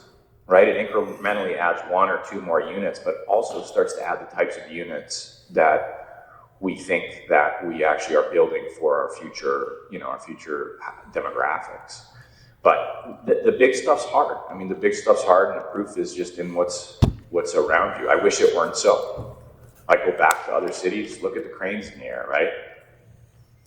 They're different economics.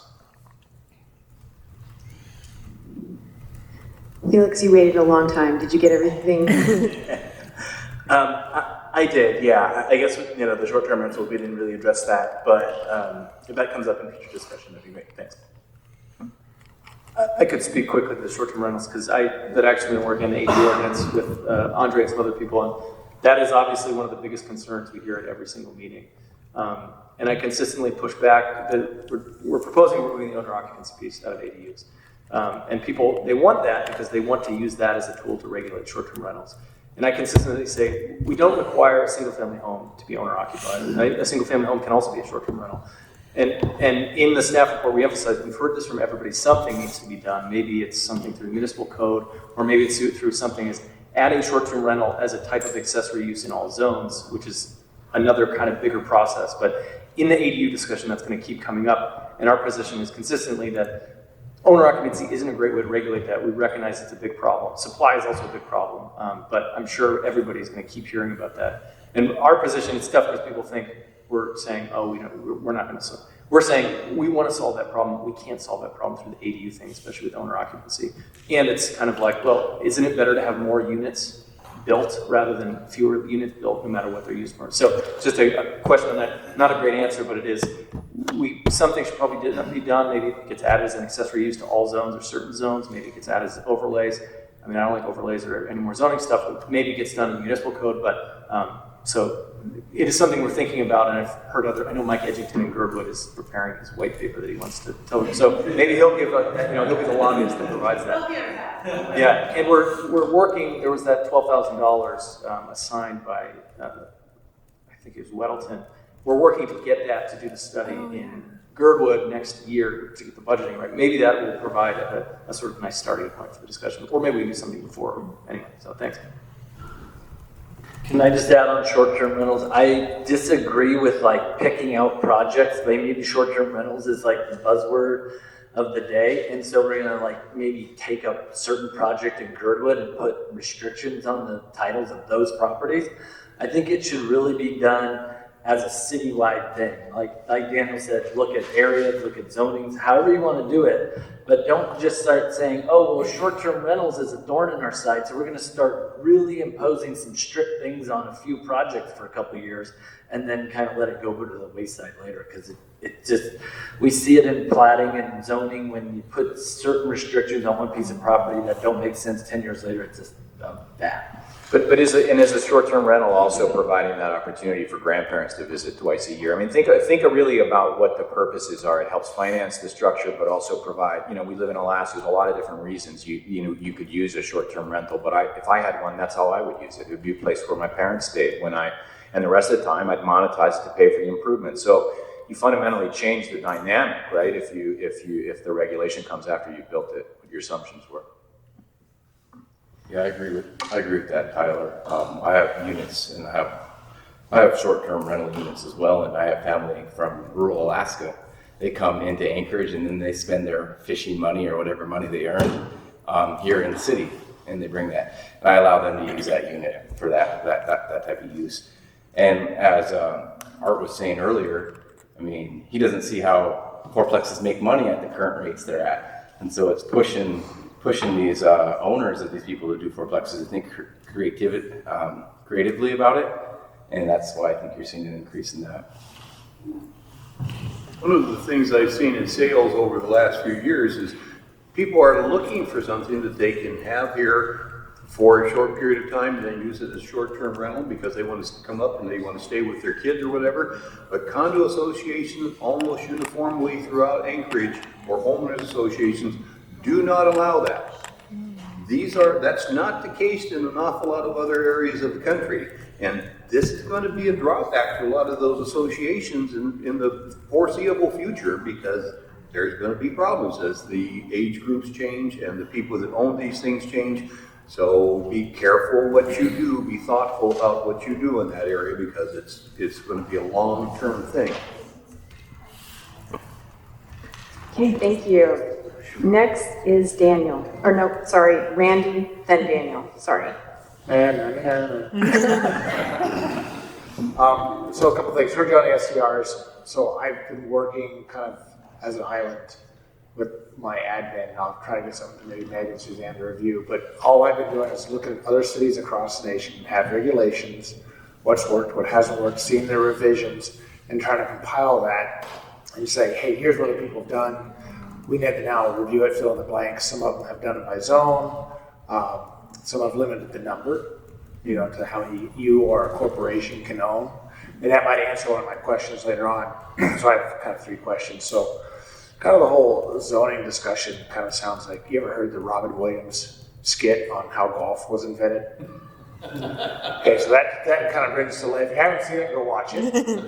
But that brings up, is it the code or is it the interpretation of the code by the inspectors that out there and they feed off each other? So I'd like to see answers on that.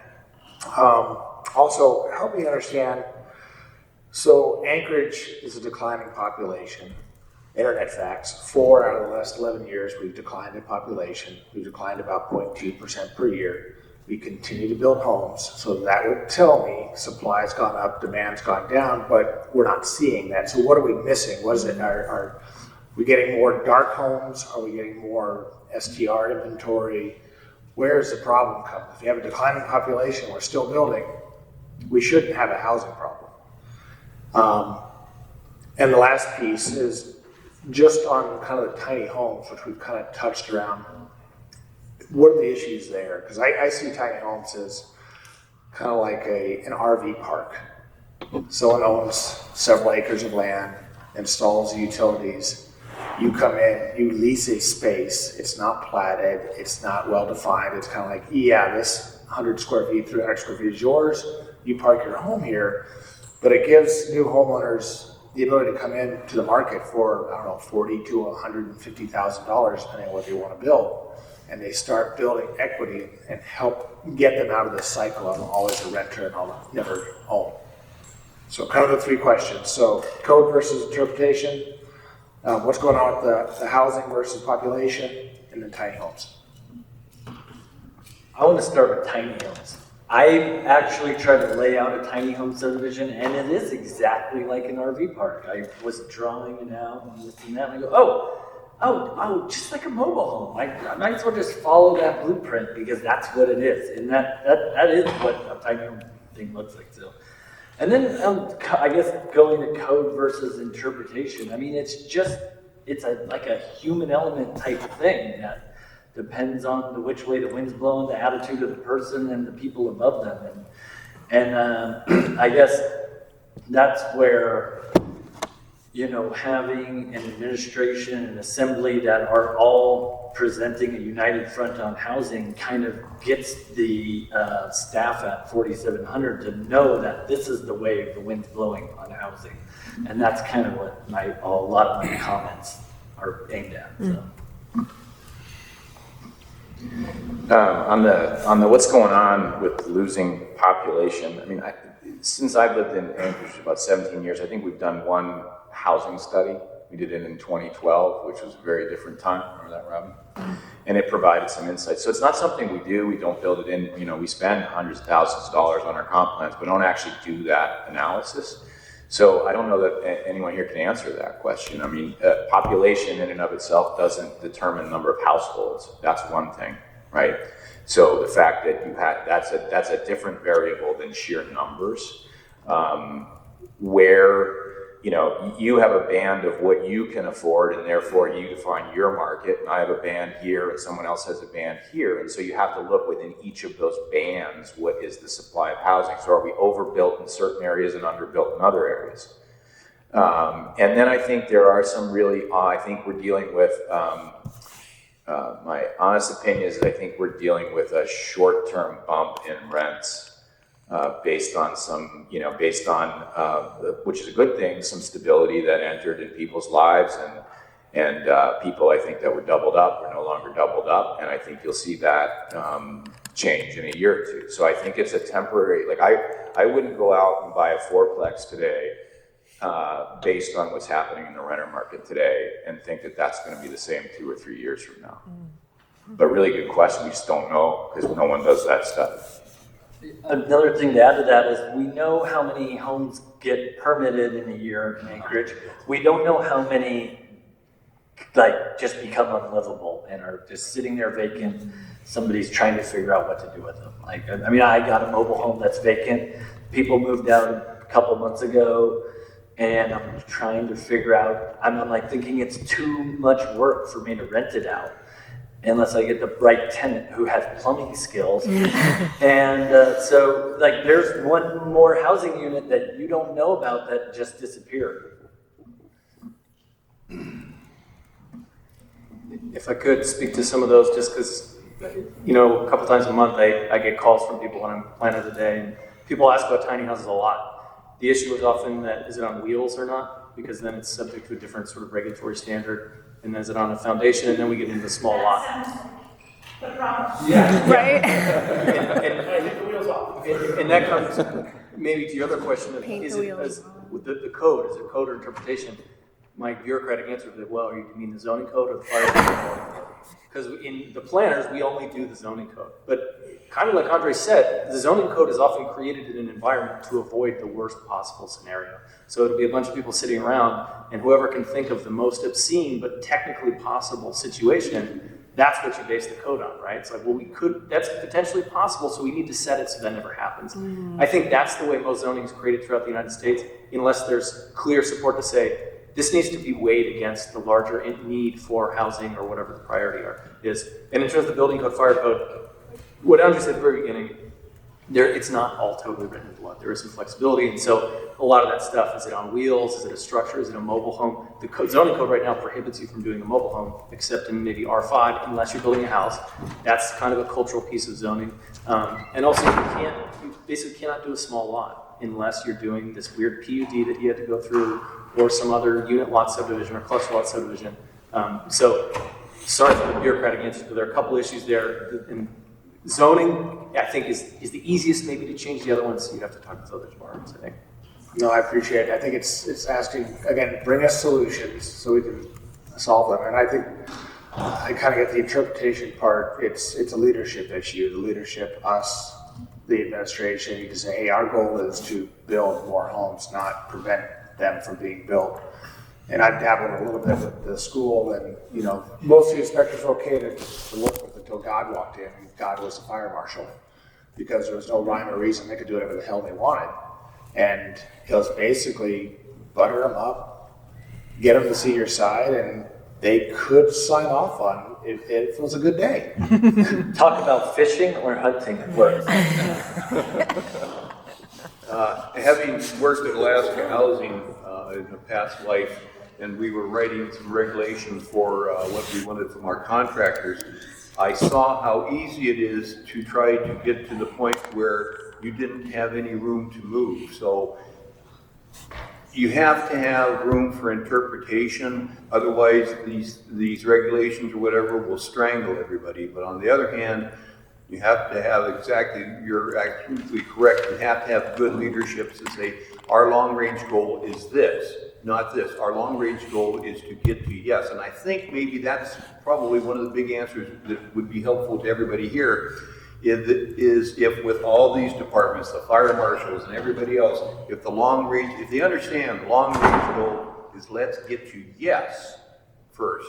If we can't get to yes, that's okay, but let's try to get there. Yeah, some communities have experimented with kind of pre-approved building plans. You know, Portland did it. They had a bunch of 25-foot wide lots, and they said, let's do a design competition. They designed it. They said, okay, we can live with this. You know, you can pick your color or whatever, but if you come in with this, you get a permit. You could imagine the same thing with an ADU. You could imagine those things so that we didn't have to hit our heads, you know, but a bit of the challenge is not all of our lots are the same and not all our contexts are the same, but it is something that we really could explore, right? What are the pre-approved kind of plans that someone could come in? ADU seems like a perfect fit for it. I just want to, South Bend, Indiana has a really good pre-approved plan set, and they have a really nice zoning code if you're interested. Okay, next is Daniel. Thank you. Allie is working on maybe putting a visual aid up for me. I want to ask Tyler and Andre about parking requirements. I'm working on a project that would eliminate parking minimums in acreage. And for a number of reasons. One is because I think it makes it more challenging to build housing. And number two, it hinders adaptive reuse. If you have vacant properties sitting empty, based on parking requirements, you're limiting certain uses that could go into that building and revitalize it. And then also I think excess parking pushes everything further and further apart and is a hindrance to that 15-minute city model where you can get all of your essential services within 15 minutes. It hinders multimodal travel, makes it more difficult for accessibility in our city. And I wanted to show this. So this is, well, first of all, I don't know who did our suggested reading for this retreat. One of the articles was the business case for eliminating parking minimums. I got it from you. Oh, okay, perfect. This is a different article, but this talks about an example in Portland, and this is Rose Community Development. Is the name of this organization that built these two projects. On the left-hand side is Reedway Place, and you can see that they built 24 units with 24 parking spaces. And that was what they had to do when they built that in 2004 based on the parking requirements. In 2016, zoning codes changed. Portland waived parking requirements entirely for all residential buildings near transit that included subsidized housing. And so literally just across the street, you can see in that lower photo there, the same organization was able to build this new development named after Woody Guthrie, where they only had to put in 5 more parking spaces, but they were able to build 64 units. And so I'm just really interested in exploring how do we make excess parking, how do we eliminate that as a barrier to building more housing? How do we prioritize housing over car storage, which is often vastly underutilized? And I think we've all seen those aerial drone photos of these huge surface parking lots, right? So I would just like to ask Tyler or Andre if you can share, are there any examples that you've run up against where you maybe could have built more housing, could have built an extra unit or an extra bedroom, but encountered challenges because of parking requirements? Yeah, thanks. It's a tough one. I will say that, we built downtown Elizabeth Place. I think it's a 75% affordable, 25% market development. And we provided, for a 50-unit development, I think we have 24, 25 parking spaces. Tenants pay something. So I remember Chris Schutte at the time came to us and said, well, we'd really rather you build more units and take that parking away. So let's just imagine you are a lower income individual. Yeah. Just for the edification. It's a choice, is where you're going. Well, downtown already has no parking minimums, and so this development went in and included parking, even though they didn't have to. So that's your point. It's your point. So I think my point was, in particular, if I'm building for, whoever I'm building for, if it's an environment where they would otherwise have to pay a lot more to have a car, I think we'd all agree, it's pretty nice to have a car in Anchorage, no matter where you live. Right? Can we say that? Maybe not every day, right? But I still need a car. And so I think that, so we have to look at who we're trying to serve and how important it is for them to have convenient parking. So that's number one. We're going to make those decisions first and foremost. The other, because at times we will ask to have, in particular, some of that excess waived or visitor parking waived. And it becomes a function of what's happening around our property. So, Forrest knows we build, off of Muldoon and DeBar. Well, guess what? There's no parking on a state DOT controlled road. There's no parking in Spinard Road. There's no parking on any of the side streets in Spinard. Well, not really, because you really can't find a place to park, right? And so I think the context really matters a lot if your lender's going to ask, right? So when we're building this stuff, we're going through that analysis. So what I'm hearing is I don't think it would affect me because you're getting rid of the minimum and I'm going to decide what to do, right? No matter what. So if I feel like I need to provide it, great. My only piece would be, having lived also in winter cities where I relied on street parking, they had really good snow removal. They enforced it. Minneapolis, that first ticket I got, I always remembered that, and it had to go find my car out of tow and pay $200 and some, and I never did it again, right? and really systematically they figure out how to clear those streets. We go weeks and weeks without even clearing sidewalks, and where to store it, right, and where to haul it to.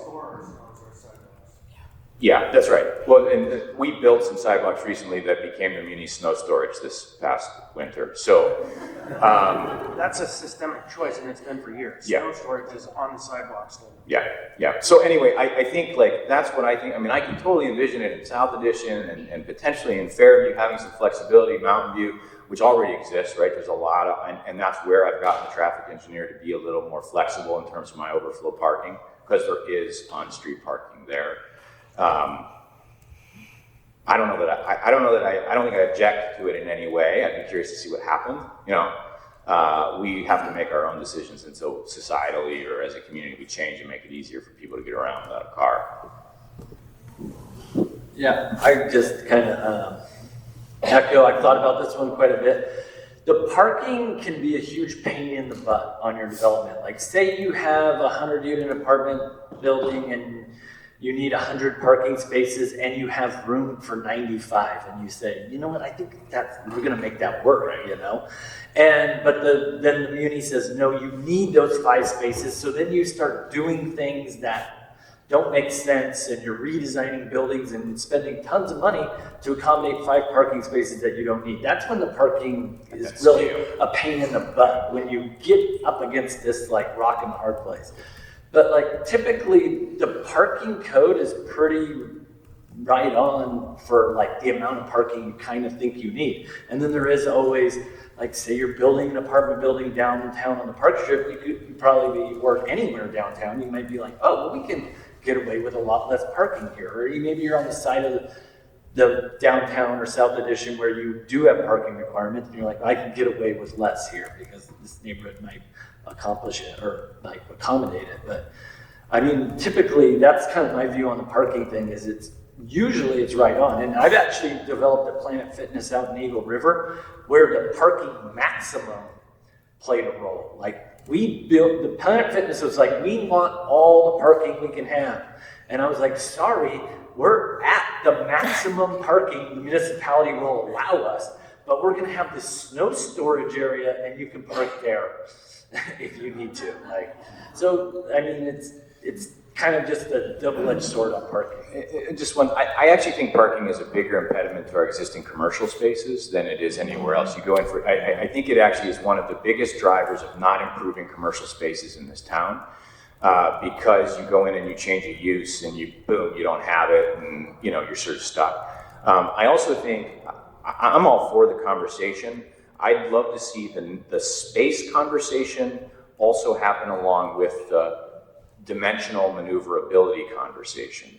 So in other words, it's not just how many of these cars once they're there, but do I really need the 24-foot wide drive aisle? I mean, I was just doing, if I had two townhouses side to side, but facing each other, by the time you add foundation, landscaping, parking on both sides, drive aisle, you have 72 feet between buildings. That's a lot and a half just to be able to get cars into those lots and park them that way. That's how many old buildings have you been to? How many old parts of town? How many places around the world have you been to where people figure out how to get in and out of a little tight space, right? But we treat them the same way as if you were building a Walmart parking lot. That's my bigger issue than the sheer number of spaces. Traffic department. Can I follow up? Yeah.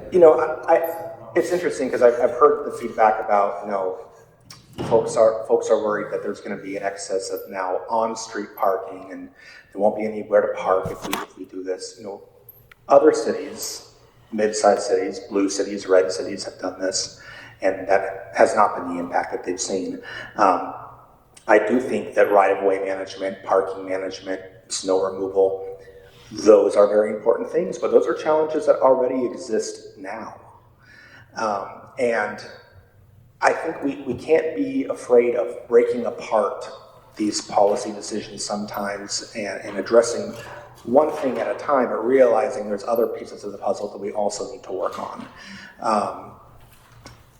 Let's see, what else do I want to say? As far as the current parking minimums making sense, that's just, for me, I guess anecdotally, observationally, hard to perceive because I often see so much empty parking in our city. And I think sometimes these minimums are either designed around peak usage or they're just arbitrary, non-data-based. If you want to have a bowling alley right now in the city of Anchorage, you have to have 4 parking spaces for every 1 bowling lane. It's like, who made that up? So you're assuming it's always league night. Nobody's going to carpool to the bowling lane. So anyways, I think it is going to be a really interesting conversation. And where should this apply? Should it apply citywide? I'm sure that we're going to dive in on this dialogue, and I'm really looking forward to it. But where I'm coming from, I kind of want to make a bold policy decision. Yeah. See what happens. Yeah. What could result? We might build some housing and have some, go for it. Okay, we'll do a quick time check. Although, I don't think there are any parking minimums for Chugach State Park, just based on Upper Canyon Road and some of those other areas. Just want to do a quick time check. We're almost to the end of the session, which was scheduled to end at 1:45. And if I take myself out of the queue, that's part 2. The panelists committed to be here till 1:45. So they are. I invited them to stay if they wanted, but if they need to leave because they have other things, I said it would end at 1:45. I think initially they were told 1:40. You all were told 1:45. You're welcome to stay. I think we'd love it if you're able to. That is the first round of the queue for the first question. Good news, Andre said it's raining out, so he has nowhere else to be. Unfortunately, some of us do have. Okay, well, maybe for those of you who do need to leave, we could get any final thoughts or recommendations or specific advice to us on how to proceed, and then we'll go through the second round of the queue, which right now is Meg, Chris, Forrest, and Kevin. Well, I'd be happy to. I thank you very much for this forum. It's great. I'd like to see a lot more of these. I think it's given us and the community some thoughts. Perhaps maybe we should get together at some point and talk about trying to form some kind of lobbying group again. The Live, Work, Play group was a very excellent model. As long as we can get Carol there to chair the thing, it's perfect. If Carol's there, I guess that means I'm there. Well, I was counting on that too. But no, I thank you guys for doing this. I think there were a couple things, there were a bunch of stuff I think is really good. I think my comment about having the departments have the understanding that they're trying to get to yes on these things initially, I think that would be a real positive step. And of course, the common sense commission would be always in order.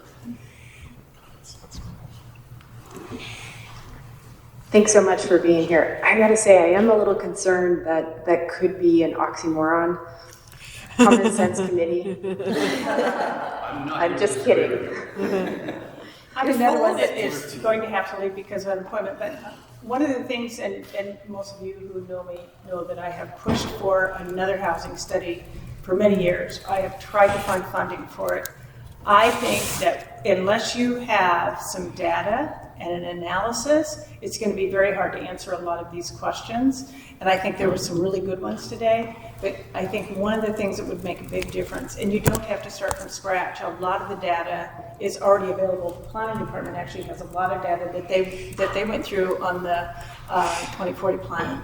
But I really think that if you could find money for an updated housing analysis for Anchorage, it would go a long way. Thank you. Thank you so much, Robin. Appreciate you being here today. Anyone else who needs to take off? I have to head out, but I just wanted to echo those. Thank you so much for bringing me into this, and I think a lot of great things came out of this panel, and I'm encouraged about the future, and I know we all have similar thoughts on we want to see Anchorage grow and do better and have great housing, so thank you.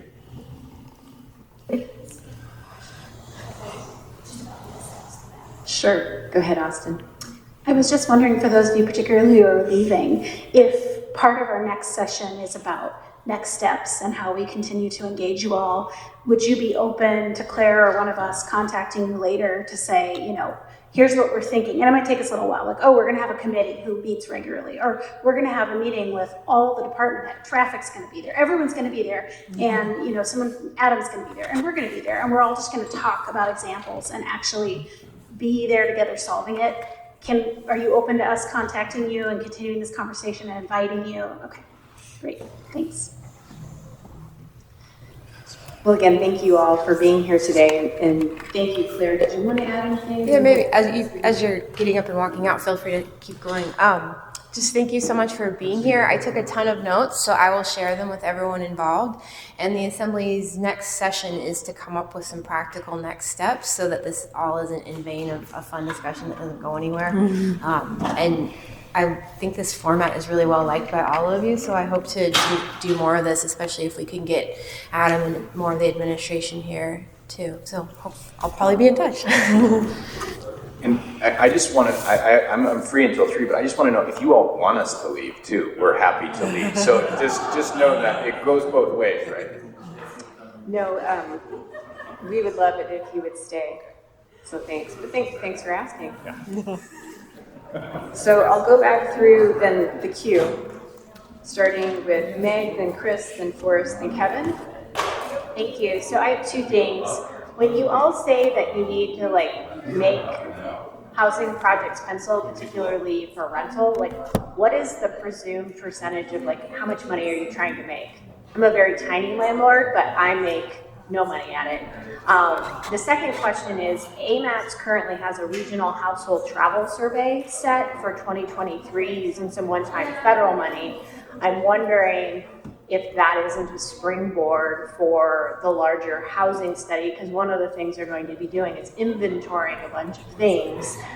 If we can leverage that with, maybe some municipal dollars to get at what we all want, which is what is our housing inventory, what does it look like, and then they talk about how you travel between, your various places. So I just wanted thoughts on those 2 things. Thanks. I know. I guess I'll just say what I've heard on return on investment. Like over the years, like a 10% cap rate has been the number that people throw around. When I was doing the little project for my East Anchorage thing that I was explaining earlier, we were looking at 6 to 8% cap rate because the guy I was working with said, well, the banks will accept a lower cap rate on new construction. They kind of presume that it's desirable and might, stay rented better. I don't know, last longer. Either way, so that's what I know about the return on investment for rental housing. Is that Sure. If you would like, I don't know if you know this, I'm a commercial loan broker, and so I can show you all the metrics and how that's run. I have a really easy Excel spreadsheet I will share with everybody on how we analyze an income property to determine whether or not it meets the flow test. It has to do, there's a different performance for Class A office versus Class B warehouse, and so there's different metrics that go into it, but I'm happy to explain that in detail and show you real simply how you can come to whether or not it's going to work or not. And I think the other thing is that, I've heard different people say, I'm willing to take a lesser return because it's my town, or I'm sitting on this land and I have been for a long time. I mean, there's a lot of reasons, right? If you were bringing in an outside investor and saying then their expectations might be 12 to 15%. If you're dealing with someone local that wants to do something that knows it's a long-term hold, then but I think there are some rules of thumb, Meg, that you could use.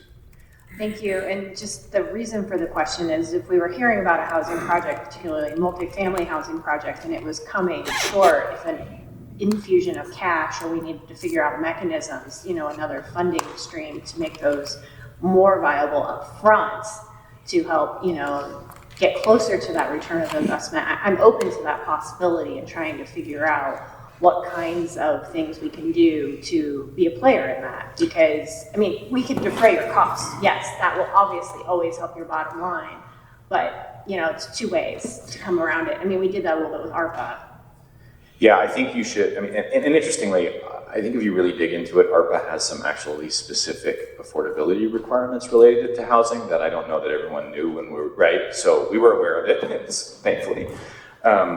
But if you know Shanna Zuspan, who is with Agnew Back, who for years was also a consultant with ACDA, and Shanna's background is she worked for a redevelopment agency in West Sacramento. Only person up here that I know that actually has that experience.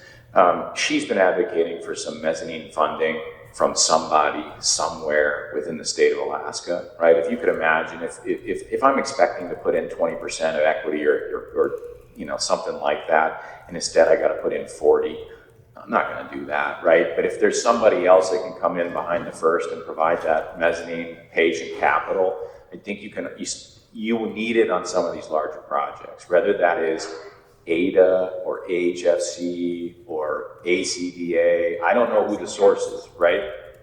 A statewide housing trust? Yeah, right. But the thing is do you have affordability requirements on that money? And if you do, right, you're sort of spiraling that what you can carry in debt down as you're sort of chasing your tail there. But if it's just otherwise open to anything, then yeah. So talk to Shanna about what a mezzanine funding level would look like to support some of this housing. Thanks, Meg. Chris? Thanks, just notes after notes. So Kevin mentioned issues with contractors and figuring out how to allow independent review, which it's interesting. In some cases it makes sense to me. There are limitations to it, just in the sense of personal relationships often outweigh professional judgment and can cause real problems. But that said, I want to flip to the other side of the coin of the contractor issue.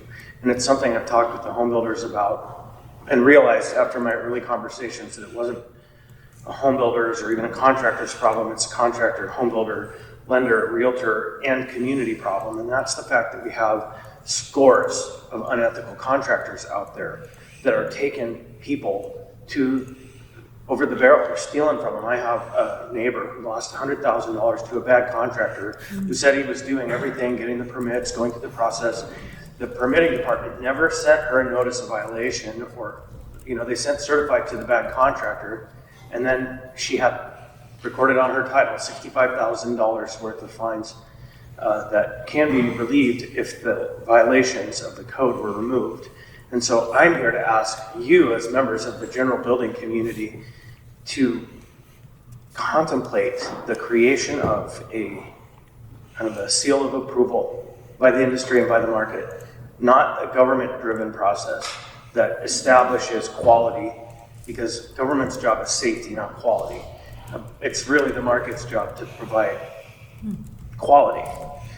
And there's no one better than you, all who are in the business, to make the determination of who is an ethical kind of contractor in this world out there. And so I am just horrified to watch my friend lose $100,000, have to fight $65,000 of fines and fees, and then has to fork out the cash to fix the things that the deficient contractor didn't do to bring the thing up to the basic standards of safety and other codes. And so it's something that I see probably 3 to 5 times a year, and that's just me and my relationships. And so I see a problem on the other side of the equation as people who abuse the marketplace because there is some Swiss cheese or screen that they can squeeze through because they're unethical. And that is the side that drives, I think, the planning department and other building departments to be more scrutinous of things that come before them, because they question the relationship, they question the ethics of the individual. And of course, this person, in a rare form, lost their state contracting license. I'd never heard of the state rescinding somebody's contractor's license. It's a pretty rare move. You have to really do something, I think, to get there. But I'm hopeful that the industry will help us in coming up with a method to ensure that the contractors out there meet a minimum standard, or if not disqualified from work, but are not able to play in the same club. I guess I've heard about this situation a little bit, and based on your comments, my feedback would be, first we're dealing with a thief. We're not dealing with a contractor of lower quality. This is actually just a thief, somebody stealing.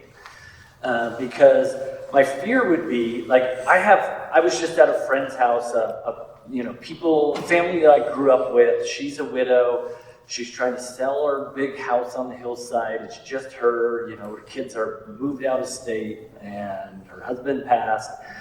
And she's got all these realtors bringing all their handyman, telling her how to fix her house. And she's like, Andre, can you please just fix this for me? Because I can't trust any of these people. So I get it. And then I'm like, well, all my guys are too busy building the houses that we're currently building. All my home buyers are already telling me, they want them 2 months earlier than I can deliver them.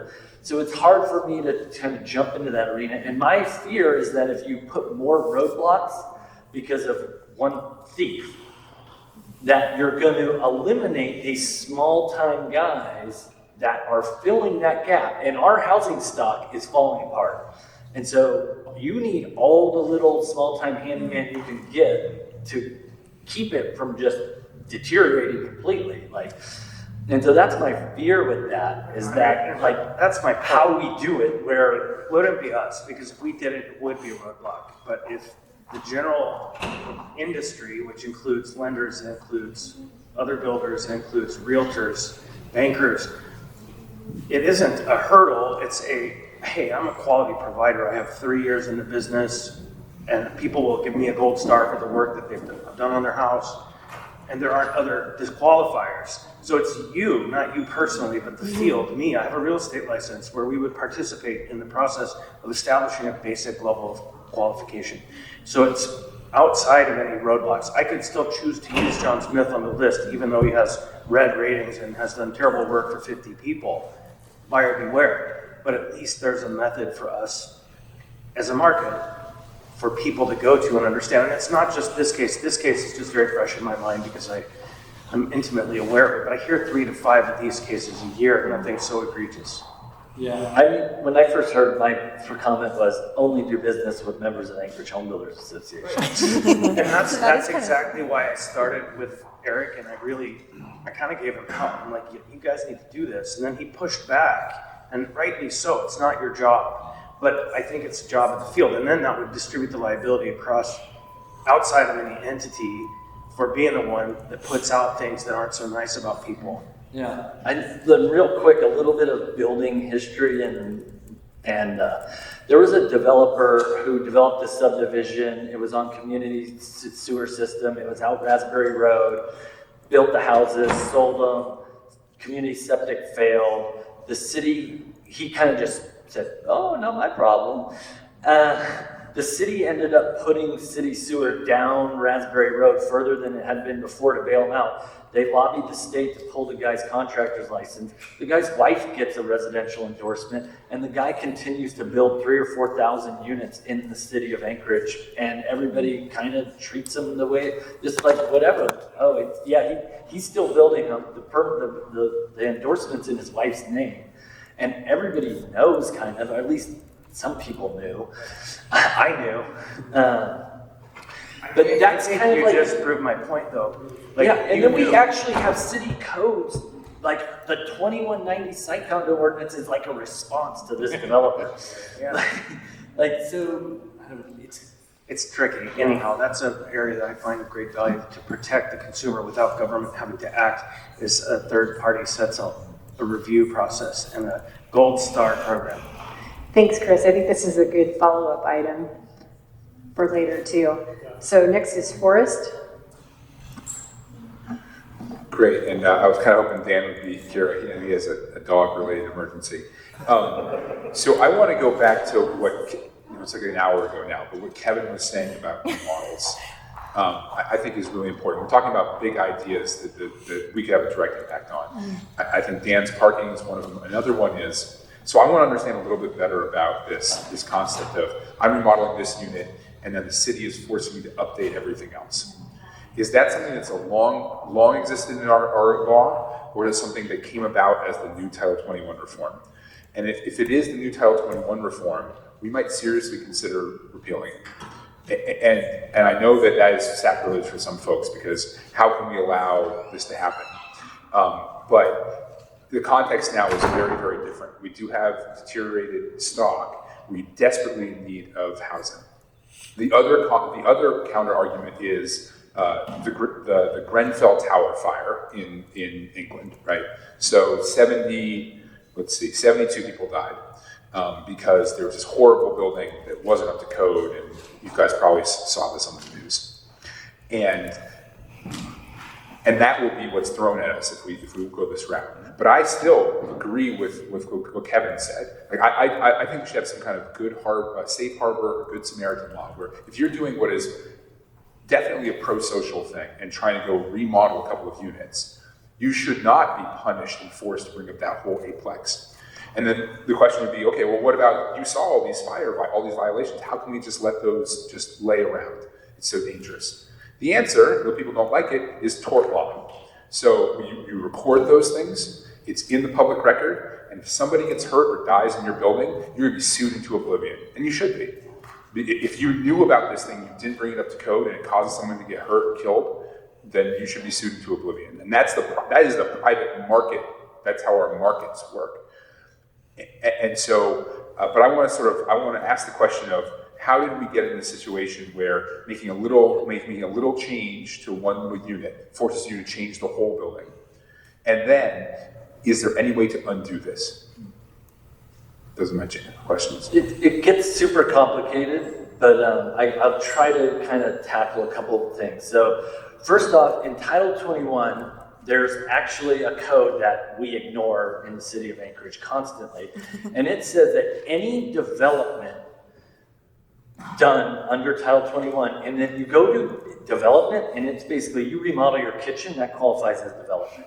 So we're talking about remodels. It should be done. It should be built on a street that meets municipal standards. Well, guess what? 95% of the streets in this city don't meet municipal standards, current standards, that is. They might have met it at some time, but they don't meet it now. And so we ignore that code all the time. Like, if Tyler's gonna go build, 30 units on the site of Chugach Way, we're not gonna ignore them. He's gonna fix that road up. But like if you're gonna go remodel your kitchen on, you know, whatever, East 42nd, well, we ain't bringing East 42nd up to code. You're not gonna go stick a storm drain, curb and gutter and sidewalk on that sucker just so you can remodel your kitchen. So the city's kind of ignoring that. I pointed it out several times because it bit me. And then I say, well, look, read this. But we kind of ignore that, and that's a good thing, because that would be like, if the city didn't ignore that, we would really, we talk about it being a roadblock, now it'd be like a dam. So that's one thing. Then we have the existing building code, and so the existing building code, when leveraged, can allow you to do more things, but I think it's when you start changing use, then you go straight from the existing building code, like, oh, I'm gonna turn this duplex into a fourplex.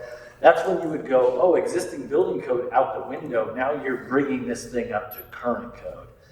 And then the one solution possibly, and this is kind of a pie in the sky idea, but it ties into what Chris was talking about, is maybe you could have like a group of qualified contractors that were the upper echelon that voluntarily went through training and got certified by the muni, and say, okay, you guys are gonna go do this remodel work, and you're not gonna get it all the way, but we're gonna know that you're gonna do better than what is there currently. And that might be an idea of how you could incentivize, you know, retrofits in a less like restricted way.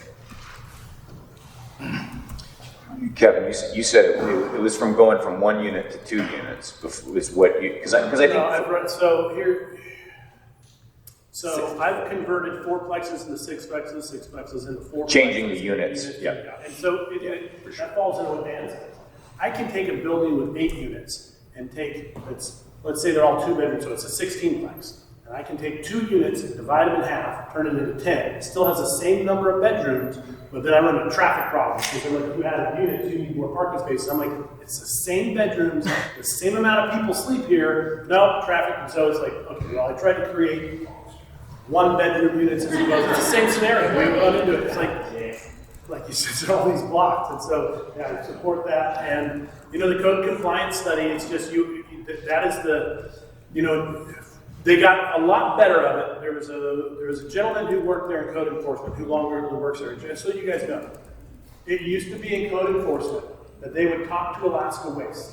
They'd find out where you had dumpsters delivered in front of properties, and they would go into our properties without a search warrant or anything and look for code violations going, you have a dumpster, you must be doing remodeling, did you pull permits? Okay, they would literally follow dumpsters around and find out if you were violating, and then they would find the tar out of you. And the next thing you know, the fire marshal's coming through, inspecting your boiler and walking through your property going, you need to do all this. Just looking for any small infraction. That guy no longer works there, fortunately. But what created, it was unintentional, was that we created over years, it created this animosity between contractors and muni, to where now the contractors feel like we got to be sneaky about this, right? And we can't trust that if we go down there with an issue, they're not going to come down as like Thor's hammer. And so, unfortunately, you know, what's great is that this group of individuals looking to solve that problem. But this is a problem that didn't like, just creep up overnight. It happened gradually and suddenly, right? Happens gradually, and now suddenly we've got a major housing issue because we're on the back of a pandemic and all these things, and now we're trying to sweep up the mess. So, yeah, I wish it was as easy as saying just this one incident. But yeah, the code compliance studies, when they come through and then they just start writing up everything, and you're like, they go, all your windows don't need egress. Well, the window code has changed 3 times in the last like 15 years. So here we are, the 3rd time on egress windows. And, but I'm just trying to remodel this unit. Can I just do the windows in this unit? Nope, got to do the whole building. And by the way, it's $1,000 a window. It's a 16plex. I hope you have $56,000. Yeah. Forrest, I think it's a really good question for Adam to ask. What are the triggers to bigger upgrades when you come in? You know, because he might know more. I mean, I ask the same thing when we do commercial rehab. Like, hey, if I change this one use in a commercial building, do I now have to sprinkler the entire space? You know, like, and it's never like a black and white thing. But I think, you know, the program that was just passed that has some favorable lending to fix up commercial buildings, right? Right. So there's going to be people. You want people to take advantage of that. We want to, you know, be upgrading our stock. I mean, some of those things it'd be good to know. Right, and if there is a trigger in code that's causing it versus just some interpretation, I don't know. Yeah, I mean, I think this is, I don't have the policy expertise. We need someone like a real policy analyst to look into this. And like the examples that Kevin is giving in particular. So there is the change of use, that's one issue too. But then there's also this, they're not changing uses, but they want to upgrade this little thing, and then the inspectors come and they find all this other problems. Which you're gonna find. Which you're gonna find. And so we need some kind of safe harbor provision where we're not disincentivizing you from making this little upgrade. And if they do find all those other things, it should be noted somewhere. But this is kind of the radical notion we have to socialize, and people would criticize us for us. You record them, and you don't fix that property. You don't force that property owner to upgrade them. And again, the mechanism of enforcement is tort law and possibly insurance, right? Because if your insurer found out that you have an unsafe building, You used the word record. What did you mean by record? Yeah, I mean, I guess I don't know where exactly they'd go, but they make a record of here's all the problems we found, and then I don't know. I guess I'm open to ideas. Would it become a public record? Would it go into somewhere at the planning department that a lawyer could then find? I mean, I'm open to ideas on that. I think it'd be like a finding versus a violation. So a violation you'd have to fix, but a finding you don't necessarily have to fix, like when you do an audit. So Like a good example that I was dealing with recently, a Quarry Charter School had to go in, they wanted to get a permit to re-roof their building. Part of the re-roof, then Title 21 comes through, and there's a zoning review on a re-roof, kind of surprisingly enough. And they said, okay, well, your parking lot is way below standard, so you need to do a fence, add a sidewalk out here, add a row of landscaping. We're not going to make you meet the code fully, but you have to make an effort to come closer to compliance with the code.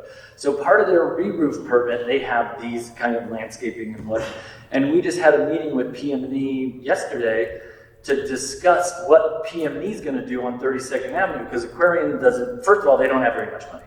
And then they're looking at doing all these improvements right along their parking lot, and it's all going to just get ripped up and torn up when the municipal road project came through. Well, now it's an AMATS project, and that project is kicked out, 4 or 5 more years, yada, yada, yada. But that's like the way, anyways, to get back to that question, the way you would record it, in my mind, having dealt with so many building permits, it would be an advisory comment on your certificate of occupancy or on your permit. It doesn't have to get recorded against the property and be something you've got to get a title report to find. It would be recorded against the property through the certificate of occupancy. Like you could say, this is approved for certificate of occupancy, and here's a list of the things that still don't meet current code. Like that's would be my suggestion. But the worst part of recording it is that the lender's going to see it, and all of a sudden you're going to have a list of things that have to be done in order for the property to transact. That suddenly buries that property because you have to bring the sidewalk up to code. Yeah, I guess that in the case of Aquarian Charter School, that's not going to be like a small-time loan. If somebody were to buy that thing, it'd be a commercial loan, and they would probably that probably wouldn't be an impediment to that sale. Think about the kitchen, though. Okay, so I'm going to steer it back to the queue. We've got less than an hour, and we need to get to some actionable steps, or I'd like us to. I do want to note that we have Melinda Gant from ACDA here, and I know there was something you wanted to contribute to, I think, a question one of the members have, and then after that I'll go to Pete and then Kevin, and then maybe we can focus on some next steps since we have about 45 minutes left. Thanks. Just real quick, there was a question on the gap and what Shauna Susmain had done. It's actually on our website. So if you go to the ACDA website, step 1, there's development tools in there, and it goes in and lists like the mezzanine fund, other tools that need to happen to address the gap. Could you just send that to me via a link, and then I'll make sure it's distributed Do to I all of just us? send it to Sure. you? Or Claire or whoever. Absolutely. And then regarding Sean Debenham project downtown, even though there is no parking requirement, and we work along with Shannon Sustain, she's been our long-term contractor that we've been using for assistance. We tried very hard to convince Sean that he needed less parking spaces, and he wasn't absolutely convinced. So I'm very intrigued by the idea of having no minimum parking, because what I found Sean's case, is that developers will decide what they want to do for their project. And so why do we have these minimum requirements when the developer, in my mind, is not going to put their project in jeopardy based on what their need or how they perceive their need to be. So that's really interesting. Thanks, Melinda. So I'll go to Pete and Kevin and then back to Claire, and we'll take a look at actionable steps. Thanks, Suzanne. And you know, the current situation we have here in Anchorage with needing more additional housing, like pretty much every city around the country from what I've heard. We're in a position where a lot of our current housing is getting close to where it's going to need to be redeveloped. And so if you come up to the change in use requires the upgrade, that's when you get into all the additional expenses, according to what I've been hearing this afternoon. And we ran into that when we were developing the marijuana industry as well. And so is it possible to come up with some sort of code change that says if it's currently a multifamily housing development and they're remodeling it, but it's still going to be a multifamily housing development, it doesn't spur the required upgrade to all the changes in code that happened since it was built. Now, I don't know if that's something that's realistic to do. Maybe I should ask the person from the planning department about that. Yeah, I could maybe comment, or maybe just provide a bit of background. In my experience, traffic engineers, a lot of these are probably traffic engineering regulations. They have to fix the parking lot or change the parking. It's based on this fundamental idea that there's something intrinsic about land use that generates parking demand. So everything they do is based on the idea that the use has this very specific number that always generates the exact same amount of parking demand. The reality is that parking demand is just people making a travel choice, right? They decide if there's a place with a lot of parking, you probably drive there more. If there's a place with a lot of roads, you might drive there more. So the issue is kind of in this fundamental philosophy of traffic engineering, at least I think, and this is probably more of my kind of just opinion as a planner. I don't think the department would say this necessarily, but you see that that's why everything they tie to is about use, whereas Mr. Cross points out, the difference is basically negligible, right? It's exact same structure. But because to them the use has changed, it looks like something significant has changed when really it hasn't.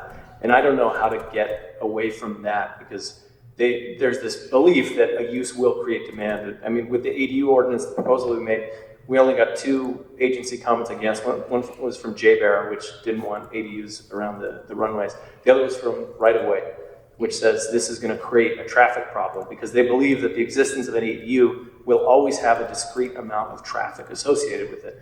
And it kind of ignores how people make travel decisions, what really happens if people, So I think that's it's a big issue in just planning overall, just to get that shifting away from use and really thinking more about, well, what is really causing the problem of traffic? How does it happen? And really it comes down to its psychology, right? And it's very hard how do we guess future psychological travel decisions? Planners and engineers use land use because it's easy, quite frankly. And you can reproduce it everywhere. And you have a list of land uses, it's much easier to implement. To do something else, it requires, then we have to really look at the context and we have to consider how things might change. What if the price of gas changes? And that, in a bureaucracy, it's just sort of hard to do. So that's when I hear the land use, that's the first thing I think of. Thanks. I'd say there's kind of 3 things going on. One is if you do some work, are there things in the building that have to be brought up to code, and to what extent, right? And the reasonableness should prevail, though it sounds like it doesn't, right? I built a 2x4 constructed home. The code now says 2x6. They're not going to make you replace every stud in the house, right? But so there's those things, right? But what are those things? So there's building code. The other thing is sort of use changes, which are frankly whether or not the use can even be changed, right? So in that example, like I know it's prevented hotel conversions from happening previously because you just simply didn't have the parking, and therefore it just couldn't be converted to housing. So that's just a use change. So you got things that trigger building codes, things that trigger the use, which is just everyone's looking at everything, yay or nay. And then the third one is that section of Title 21, 2112, which is our non-conforming section, which is fundamentally the thing that you see with every cannabis shop in town, right? Where they are changing the use, they're in an older area by definition, right? Because they couldn't get financing on it. And there are some inherent things in zoning, and I think about zoning as being the things outside the envelope of the building, right? It's setbacks, it's parking, it's landscaping, it's all that stuff. And you are then compelled to put a certain percentage of what you're putting into your remodel to fix those nonconformities.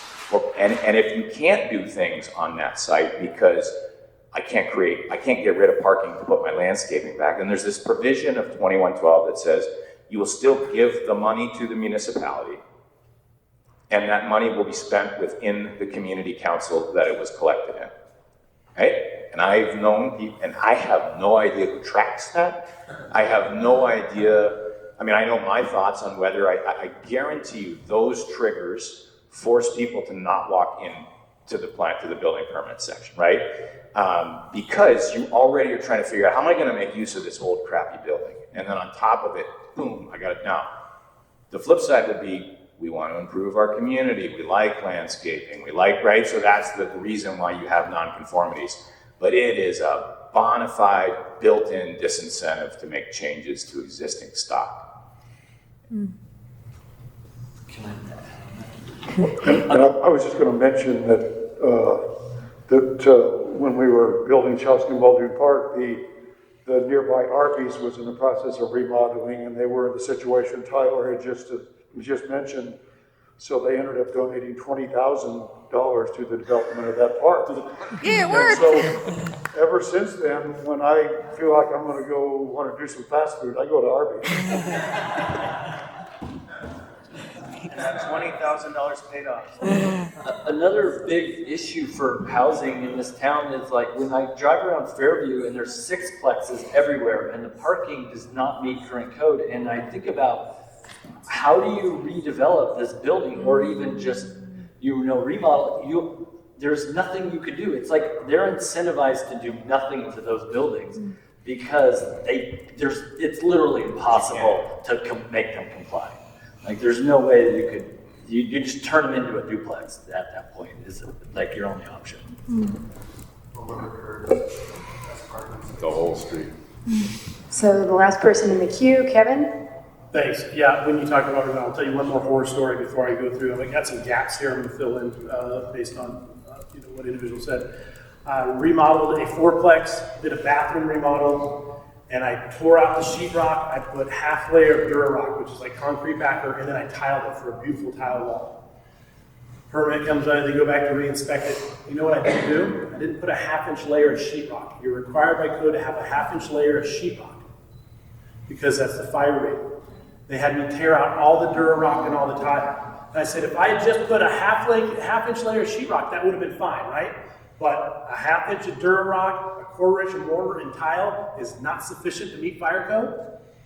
This sheetrock is less fire resistant than what was there, but I got to tear it all out. And that's just at that point, you're just like, so that's another great experience. Okay, but yeah, so that's why the contractor is like, I'm afraid to have anything inspected. I do want to talk a little bit about, I want to give some clarity on what's happening in our market. I think this gives, because Felix says, what is our community vision for housing? Guys, our vision for housing is market driven. Our market has to drive that.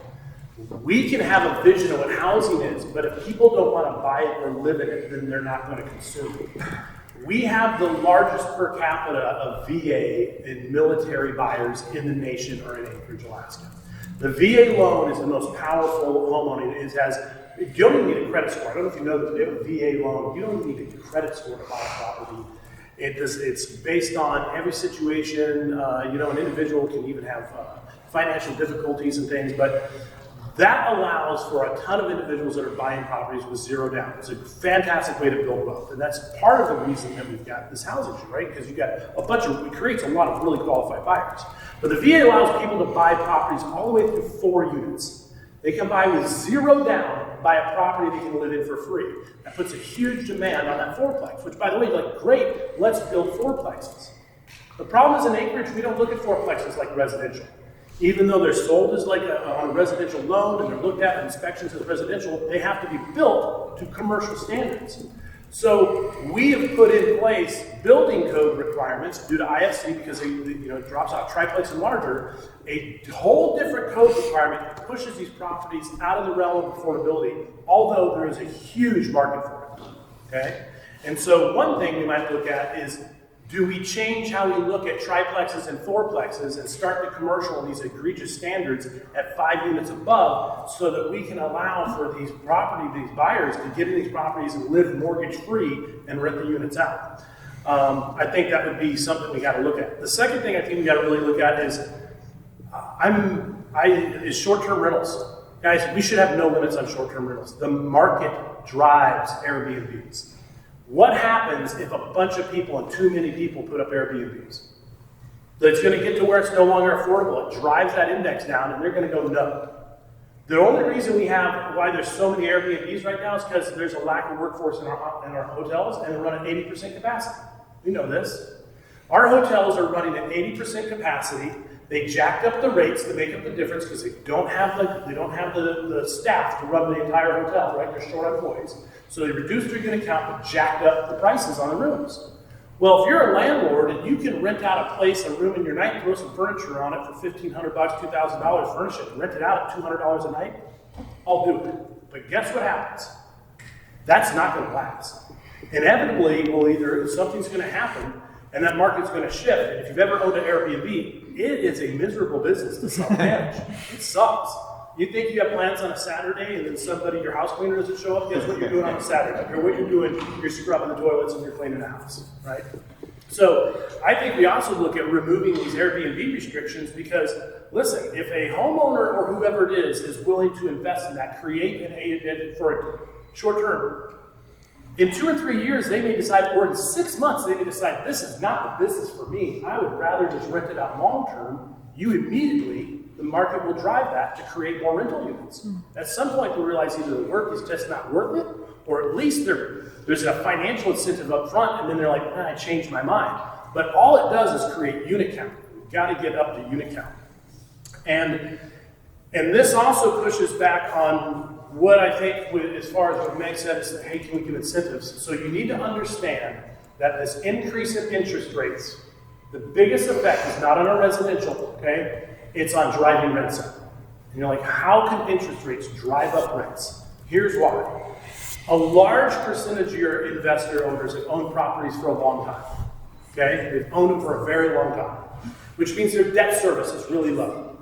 It also means their rents are probably below market value, but they want to sell. And when they go to sell, a bank looks at the performance and they look at something called the debt service coverage ratio, which means what is your mortgage payment to the income that comes in. And when interest rates go up, unless they increase rents, the value goes down in the eyes of a bank. So the quickest and easiest way that a property owner can protect his equity is jack up rents. And so they increase those rents. And a new buyer coming in is looking at it, and they're looking at it based on this new higher interest rate. So the next question is, do we not try to create a lower or competitive interest rate market or something like that? Or, we don't want to talk rent control, but just understand that these increase in interest rates did nothing to the residential market because there was such a shortage.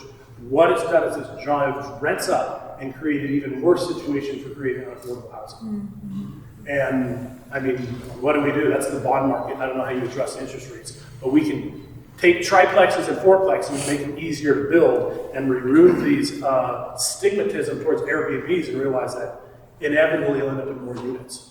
And I don't know if you guys have any thoughts on my diatribe here, but. And we'll have to make it a little bit brief. We've got a question from Meg, and then we'll get to the last part.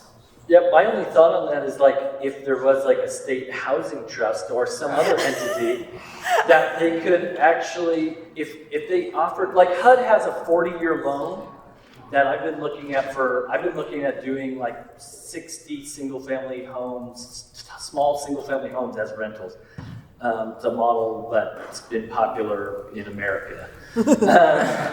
Anyway, I've been looking at doing that on one of my projects, just figuring out how to get my property going. And I've been looking at this HUD loan, and everything I've heard about it's a huge pain in the butt. But you get a 40-year loan at a low interest rate. Maybe it's through a local entity, a housing trust of some sort, if they could start offering things like that, that would make it financially feasible for somebody to invest in rental property. That's something that can encourage it.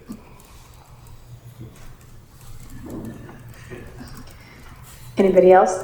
I'm what he said. Okay, thanks. Meg, you have a question? I do have a question. So would it like upend the system if we recalibrated the question about what triggers a change of use?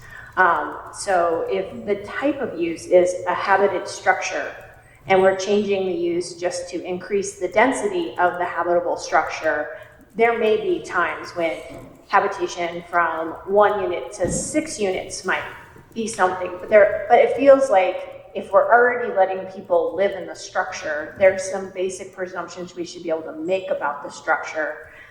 So then we could avoid some of the things that like Kevin talked about, or frankly, hotel conversions. If people are already authorized, they have certificate of occupancies often when they're purchased, like people are already authorized. A lot of people were using them as informal housing anyway. So what if we change that question or change the way we view that question into maybe a more literal change of use instead of a technical change of use? So I was just hoping for some feedback on that. Remember that space you used to rent at the Church of Love that was residential, and then when you started using it, it was no longer residential? When I asked the question if we could make it go back the other way, it was like, no, right? So it kind of worked that way, where it was like there was a distinction that if I wanted to make a unit back there after it had been for a moment not habitable or not habitated, it was going to trigger a whole bunch of stuff. I think you're on to something. I think you also have to, if you want to focus on residential for now, because that's the topic, I think that's cleanest, because you get into this weird thing in the commercial side as well, right? It's still a commercial building, but you're telling me because it went from a clinic to a retail space, you get into this.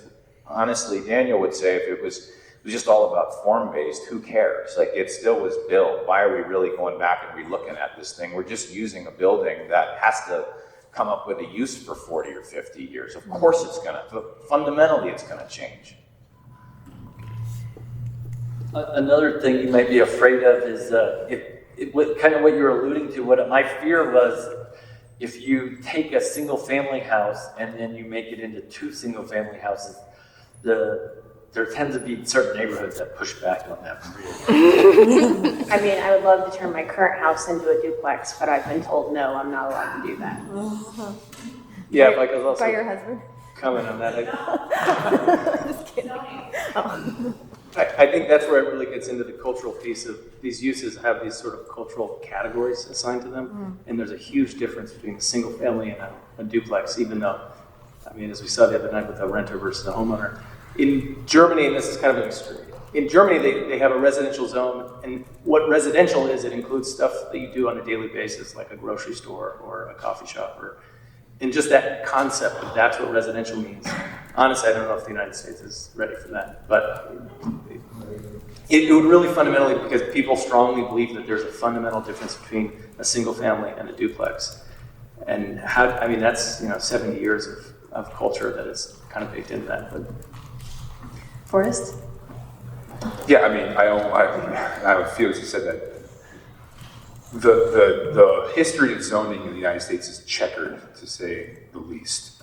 The original purpose of why is multifamily looked at differently than single family? I don't know if we want to get in and unpack that, but you can go do the historical research on that, and it's ugly.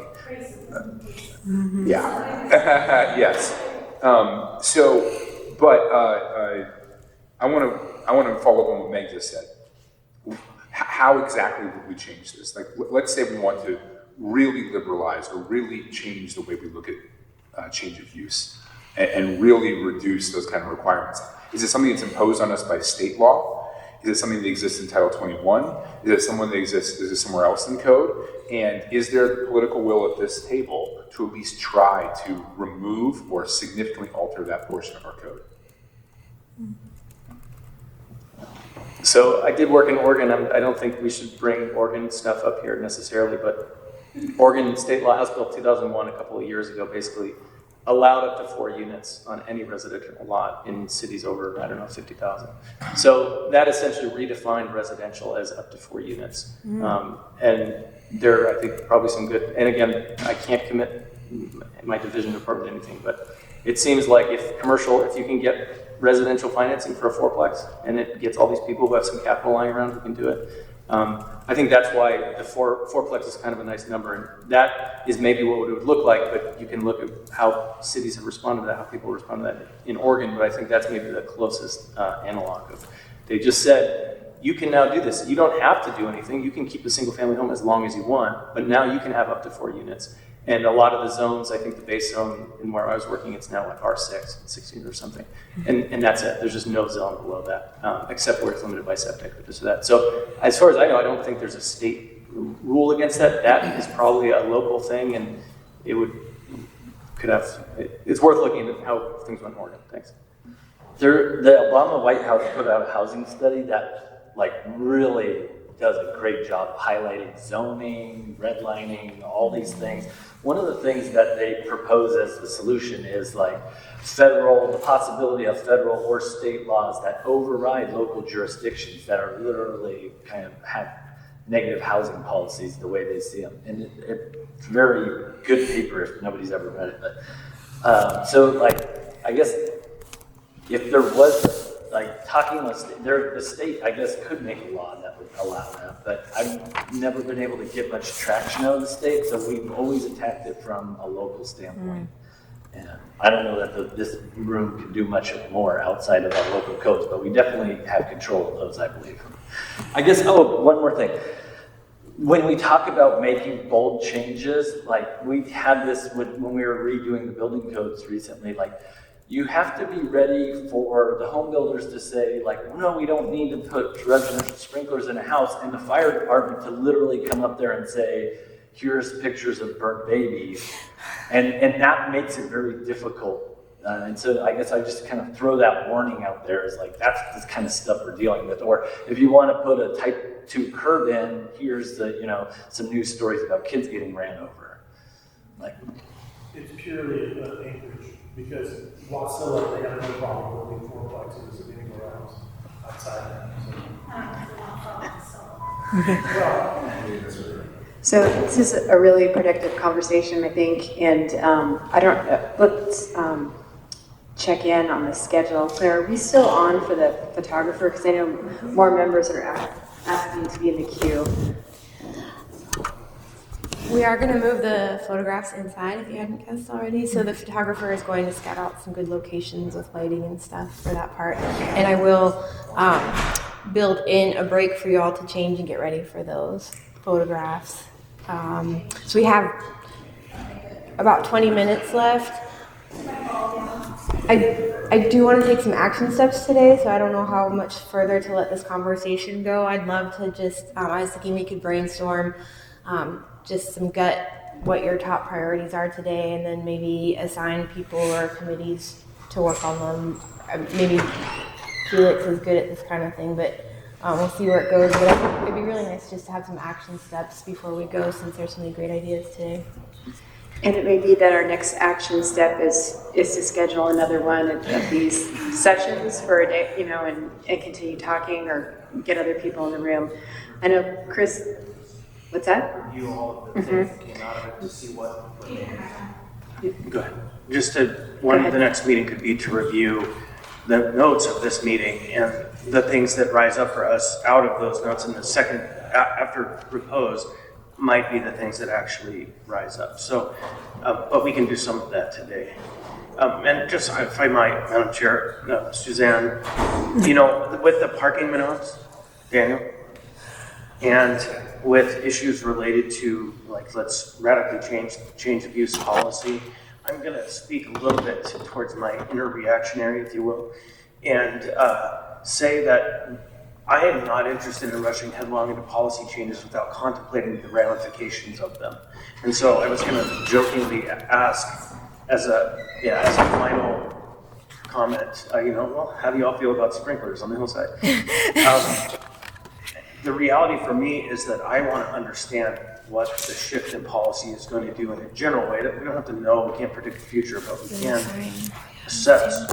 And so I think of some pretty rotten hotels in my district where some pretty shady operators could attempt to do something within that building, and the department decides it's a change of use, and praise God they're going to do that, because people are going to die in that building if we don't do something else there. And so if we radically change the code in such a way that just allows a continued operation to continue doing what they're doing despite health and safety problems that are there ongoing, then I have real fear for the future of our town and the safety of our neighbors. And so now, where progressive says, let's have these conversations and let's aggressively look at what we can do, and then spend the time to think and test our ideas so that we don't dive into shark-infested waters without being prepared. Could you be the wrangler And for I'm the happy to photographs make when the radical time change. comes, and I'll get this I'm one happy to propose and back be part of together. that, but I want to make sure we're doing it in a way that doesn't cause secondary impacts that are nightmares. Oh, right. Okay, I just Yeah. want to really briefly, I just want to really briefly say that. I guess what I'm saying is Yeah, you might not have much time to that wrangle, some of those really dangerous but at least properties, get started. they're going to stay dangerous now regardless. And they're not going to make, some of those people will never change, but some of those properties, like what Kevin is saying, maybe the owner or new owner wants to make a small change, an incremental progress, an incremental improvement. They can't do that because they know that then they have to immediately change everything. Right. And the alternative to that is not that everything has changed. The alternative to that is that nothing changes, that it's just the current status quo forever, that our current system of disincentives just prolongs that property being in a completely terrible state forever. No, I understand that, and I think that there's a balance in there. We just have to capture the costs, the impacts on the back end. Otherwise, we don't really know. And I think Pete brought up a very important thing to recognize. We learned a lot about the change of use processes. The cannabis industry came online. And we know that the community, much like the developers talk about how we shift the burden of our development of our infrastructure onto developers instead of being a shared expense, that change of use policy in some ways has a way of shifting the cost of upgrading all of these buildings and neighborhoods and sectors of our community onto businesses that are just trying to make it. And so I understand both sides of the equation, and there's a part of me that's inherently careful when it comes to life and safety. Thanks, Chris. And so the question was raised, where are we on the agenda? We have about 20 minutes left for this part, and as Claire mentioned, and I share that we would like to get a sense of next steps, which again might be reconvening after we all review the notes. But I would go first to the remaining panelists. Thank you for sticking it out and being here so long. And if you have suggestions for next steps or anything that you wanted to say just to kind of wrap up, final advice, etc. I'll jump in real quick. A small lot subdivision ordinance and eliminating the 2.5-story restriction that went into the new Title 21 for the R2 zoning district would be two easy little next step items. Easy. I say easy because most of the buildings in the R2 in Anchorage were built under the previous code. The 2.5-story doesn't change the height restriction, and so it's just, I don't know, it's confusing why we have a 2.5-story limit. And when the height is the same, like what does it matter how many stories you put in it? It's a meat grinder from the public policy perspective. It's just a meat grinder. Okay. Thanks, Andre. How about Tyler or Daniel? So it sounds like, I would advocate a small lot subdivision. It sounds like there's some good work already. I think that thing needs to move forward. I think it's worth looking at, Meg, on the infrastructure thing. I'm going to give you some language and maybe you can bounce some ideas back on what you think about that. I think at the very least, when there are upgrades to roads that the community has already identified for a future road project, there should be absolutely some flexibility there. I think on the triplex, fourplex, I've been talking about this for a long time. I had not thought about it in terms of conversions. And when I hear Mr. Constant talking about it, effectively what we did in the 70s and 80s is we did this, and it affected Mountain View and Fairview and other neighborhoods, right? We just did it by upzoning them rather than saying the use is allowed in the same zone, and we didn't have any standards associated with it. So I think, I mean, I see it from a development standpoint. It's very hard for us to do this. A triplex goes to, there's a different setback for it. I mean, but if we want them, I think there is a study. There's the sort of nuclear option, which is change the code and see what happens. Or there's the really convene, through Adam, the traffic and maybe through the committee or whatever, all of those things. I think it's really worth looking at if we want incrementally more density. And then I guess maybe it's because I know both Kyles here, but I am continuously, and I know their solution was probably, it's a different sort of like pay us what we're owed, but the land at Eklutna is a lot of land, and I just am very, very curious whether, how much building, how many units does that unlock between here and the valley? Probably mostly for single family homes, but we know that's always going to be a part of our market. I think there'd be some amount of higher density stuff that happens. I don't know what the solution is there, but it's disheartening to me to hear that their focus is all in Butte and Palmer and other places because they can't develop here. And so we are sending buyers and taxpayers right up the Glen Highway past that land, and that seems like a really big missed opportunity for a long term. Thanks, Tyler. Daniel? Yeah, thank you. I just, again, I'm under strict orders not to commit the division department to any sort of action. But I want to say in long range, and Melinda can maybe back me up, is we're kind of, the way we're looking at things now is kind of like, look at a regulation review, and if it doesn't have a clear reason for existence, or it's not solving a clear problem, maybe look at why it exists, right? Because ideally a regulation should be solving a problem in the most kind of direct way. A lot of zoning is this sort of oblique, trying to avoid A by putting the pressure on B. So that's kind of where we're at kind of philosophically. I also just want to mention a few things that are going on right now. Or one of my favorite questions was, what are some things that are going well in the area of housing? I really like to see Andre's, this subdivision that he did, the small lot, because we've been having those discussions about lot sizes. And just to see here that here Andre's building something that everybody said nobody wants to build, yet somebody's willing to put money in it. So seeing this, we actually had the opportunity, we're looking at the R4A zone, which is one of the higher density zones, to think about, well, why do we have the lot size that we have in here? And we go back and we look at the purpose statements when they say this zone is supposed to have 35 dwellings per acre. So we say, all right, divide 43,560 by 35 or 36, what do we get? And then setting those lot size minimums based on what is already in the code. So in R4A, we're proposing to kind of look at that. Because small lot subdivision is one thing. It might be easier just to allow smaller lots in the areas where it's already supposed to be at a certain density, as allowed by the code. So that's one thing we're kind of looking at.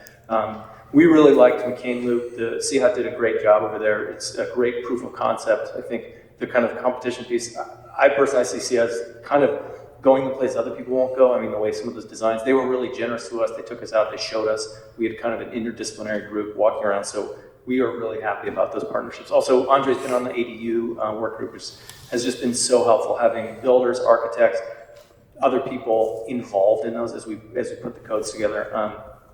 Devin Ham's project downtown is a pretty exciting catalyst.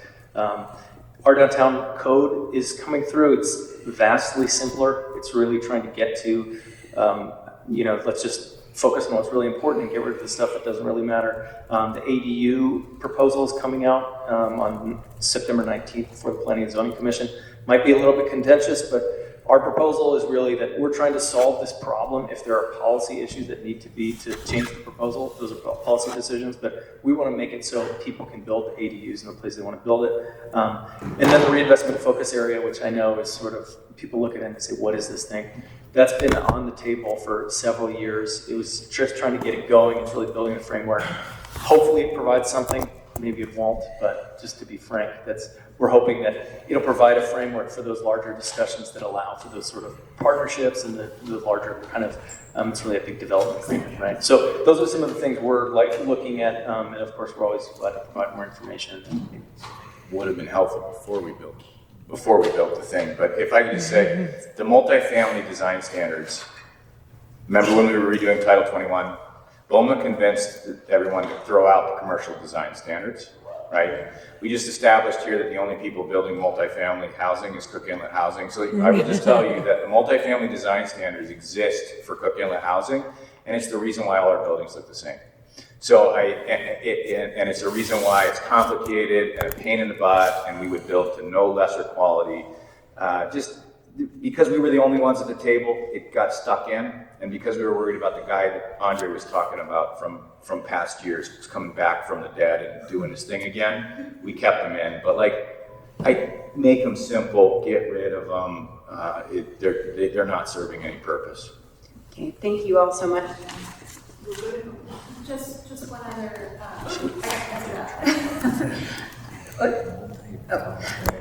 just one other, and it may have been already mentioned, but I came in late because it's at the Grant Symposium. Expand the tax abatement to encourage density housing citywide. Thanks, Melinda.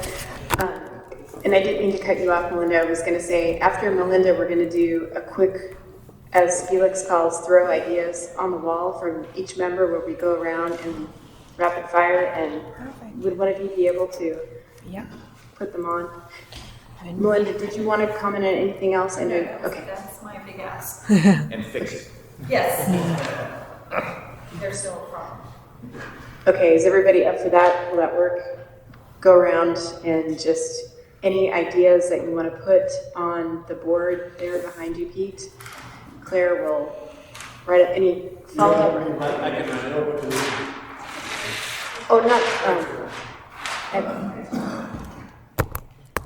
Thanks, Daniel. Pete, do you want to start?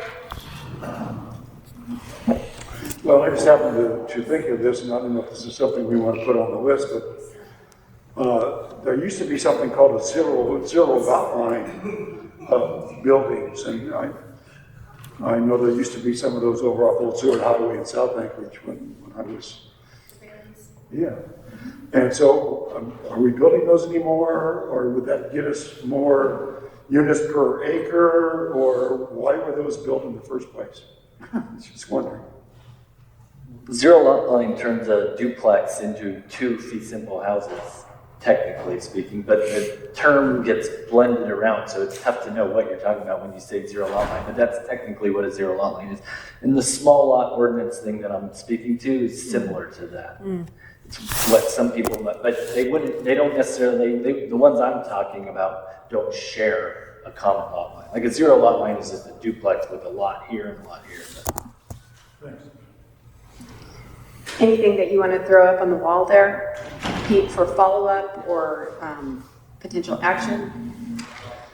Well, I just think, when Chris mentioned this, that if we could get to where redevelopment of duplexes to threeplexes or threeplexes to fourplexes, or that multifamily housing is not considered a change in use, I think that would be, in my mind, a good start. Thanks, we're getting to the point where we have a lot of housing that was built during the pipeline era. It's over 50 years old, and they're ripe for redevelopment. So I think that's why that might be a good idea. Thanks.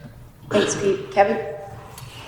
Yeah, so it helps that both Pete and I are with the CDC, because I agree wholeheartedly. It would be looking at how we're treating triplexes and fourplexes and seeing if we can treat those more like residential than commercial. And then additionally, what we can do to make it easier to remodel existing construction, whether that's bring it up to a certain percentage and reanalyze that. And then finally, I guess my last thought is, I don't know if that exists or if it's been talked about.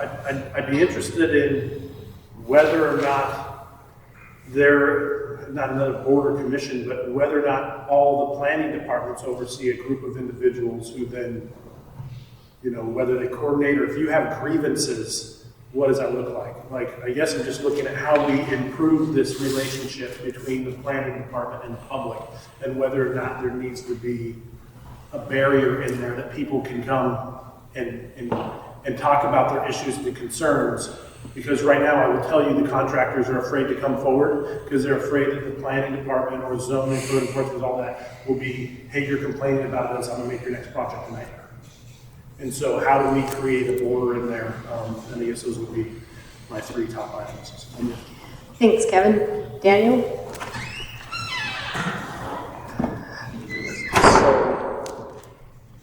We have the ADU thing coming up. We just had the Girdwood changes in ADU. And one of the things conversationally that we got on in that debate was, you know, is an ADU is meant to be sort of smaller than the primary dwelling, but the difference between a single family dwelling with an ADU and a duplex, I think is kind of squishy. And you know, with an ADU, supporting ADUs, you're kind of doing like a soft rezone sometimes. So, you know, I support the ADU thing that's coming forward. I do think we need to look at very carefully, have a broader conversation about short-term rentals. And we've kind of already talked a lot about that. But I'm just wondering, you know, if we're encouraging ADUs, should we just end single-family zoning in acreage?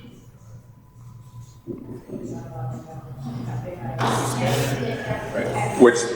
Which they did. They did that in Minneapolis, right? A few places have done that. So it's not a crazy idea. But so for me, I think I'd like to see us really liberalize the change of use so that fewer things trigger a change of use. And do what am I getting notes? All right. Do anything it takes that Kevin was talking about to liberalize triplexes and fourplexes. I'd like a safe harbor ordinance of some kind, if we could talk about that, for partial remodels that doesn't trigger the whole thing. And then maybe we should abolish minimum lot sizes. If you have to meet all the other requirements, I mean, if there's other requirements of setbacks and things like that, what does it matter how big the lot is? Just abolish the concept of having a minimum lot size.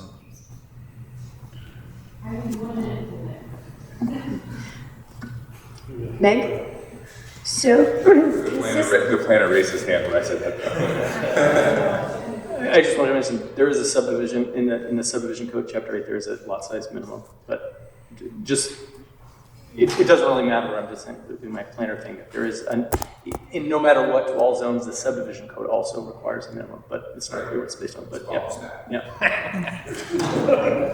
Okay. Meg? Abolish minimum lot sizes anywhere that exists in code. Mm-hmm. So I'm on board with area-wide rezones based on the 2040 plan, waiving fees for any increases in density, so rezones that go R1 to R2. Concurrent with that, I'm not quite sure how to express it, but if we allow ADUs, if you're going to convert a property with the same amount that would have added with an ADU, so R1, you're going to turn that into a duplex. So you're only really adding what you would be adding with an ADU, but not necessarily actually doing it as a duplex instead of an ADU. I don't know, I want that to be an option. So again, if you are R2, you could add, you know, the third one to make it a triplex. So it's just the use up. Yeah. So it's just an up use. I don't know what the name for that would be. I really want to look at this idea of development agreements, if those are something that could become a tool for us to use. And I'm really, really in favor of reevaluating what triggers a change of use. It just seems nonsensical to change use if they're the same type of thing. People sleep there, they sleep there. I mean, to me, that's just baffling. So, thanks. Thanks, Meg. Felix? Thanks. So a few caveats on my ideas. First is some of these ideas are not necessarily mine, but I do want to raise them because I think they're good ideas.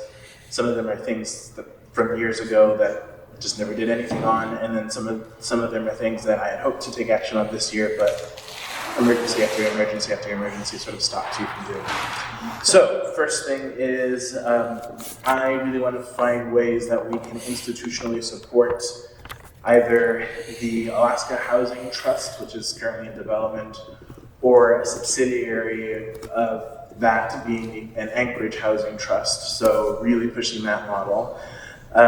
Second is really want to explore the idea, and I know there's nuances to it, but explore the idea of affordable housing set-asides as a sort of a tie-in to the trust. Talk about the development of some type of real housing policy expert in the municipality, whether that's a housing bazaar, a housing department, but really having that kind of expertise that can sort of be that go-to between that I know, Kevin, you were talking about. And then I really think, you all know me, I'm very much like a vision person. That's why I said, what's our vision? That's what I started and ended with. I think I agree that half of the equation in terms of what our vision is market demand. I also think that the other half of the equation is the community demand. What's the community willing or able to sustain? So I think there's a constant sort of push and pull. And what I really want to see is how we can switch that to, like, let's have a dance. Let's salsa. Merengue, right? So I want to have a housing summit where we can really have that push and pull between developers, community members, and really talk about and refine the idea of what is our community vision around housing. Thanks, Felix. Austin? Thanks, Felix. I think, like Felix's end bit, I'm thinking more about next steps and how we keep this conversation going, because I'm just worried that we sometimes have these conversations and then life happens and we get away from it.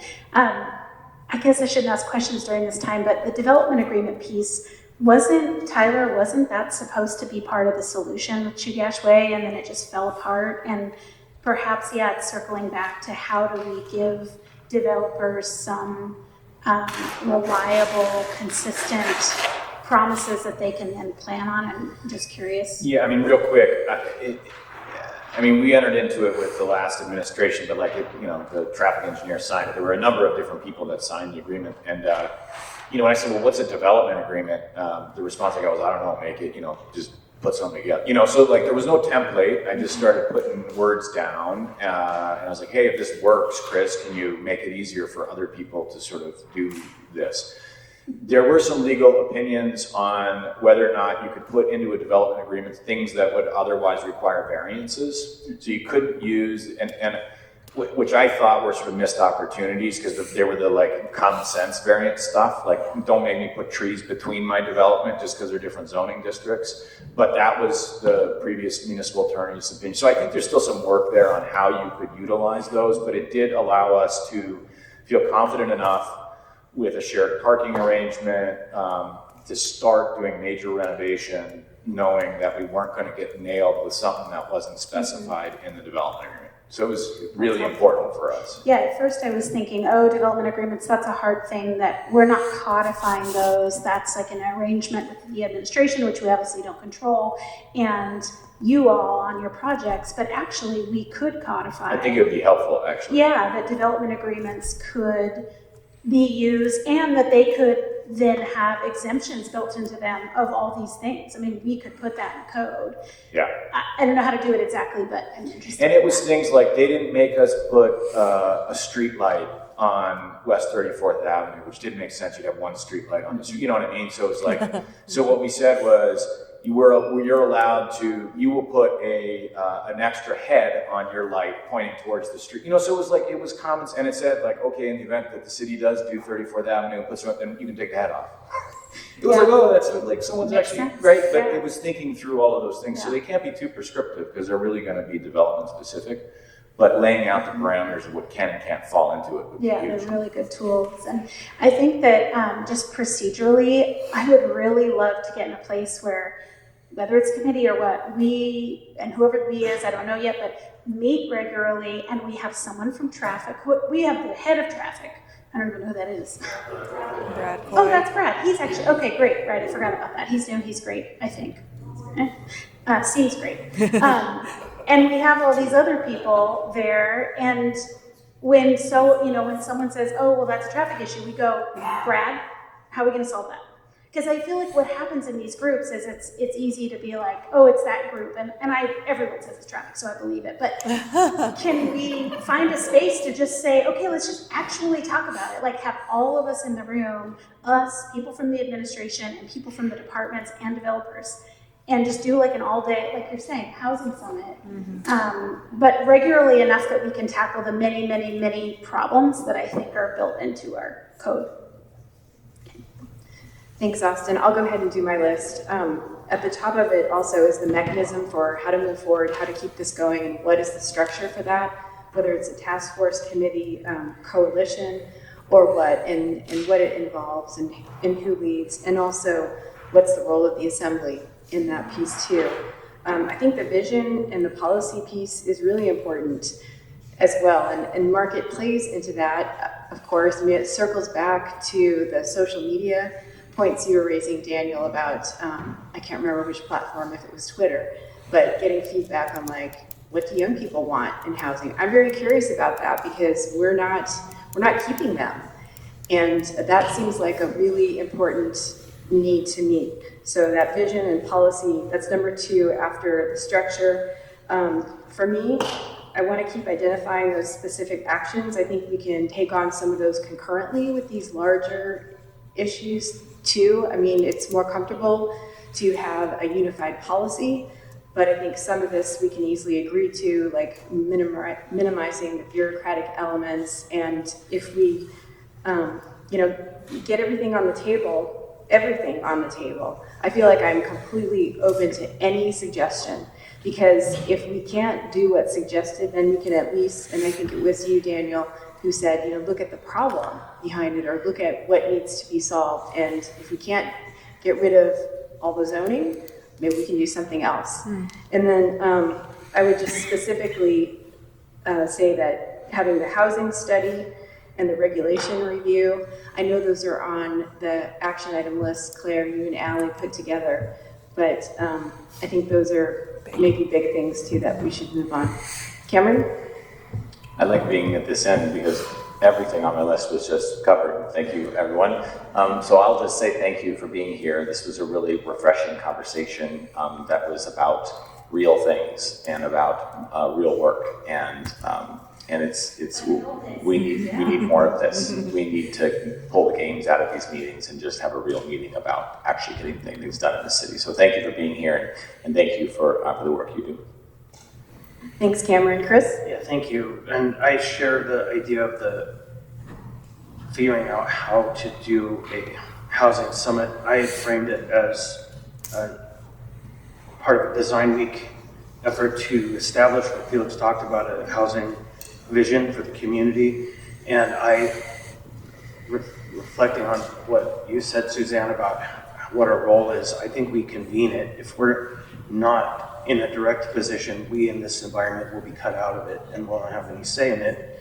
And so I think we should be the convener of it, carefully and thoughtfully with the community.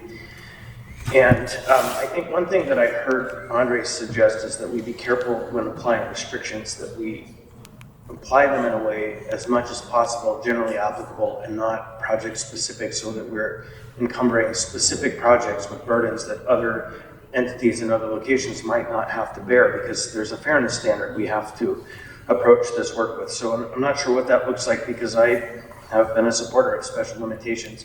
And so it's somewhere between special limitations on a plat and a zoning or whatever the rule is, and generally applicable.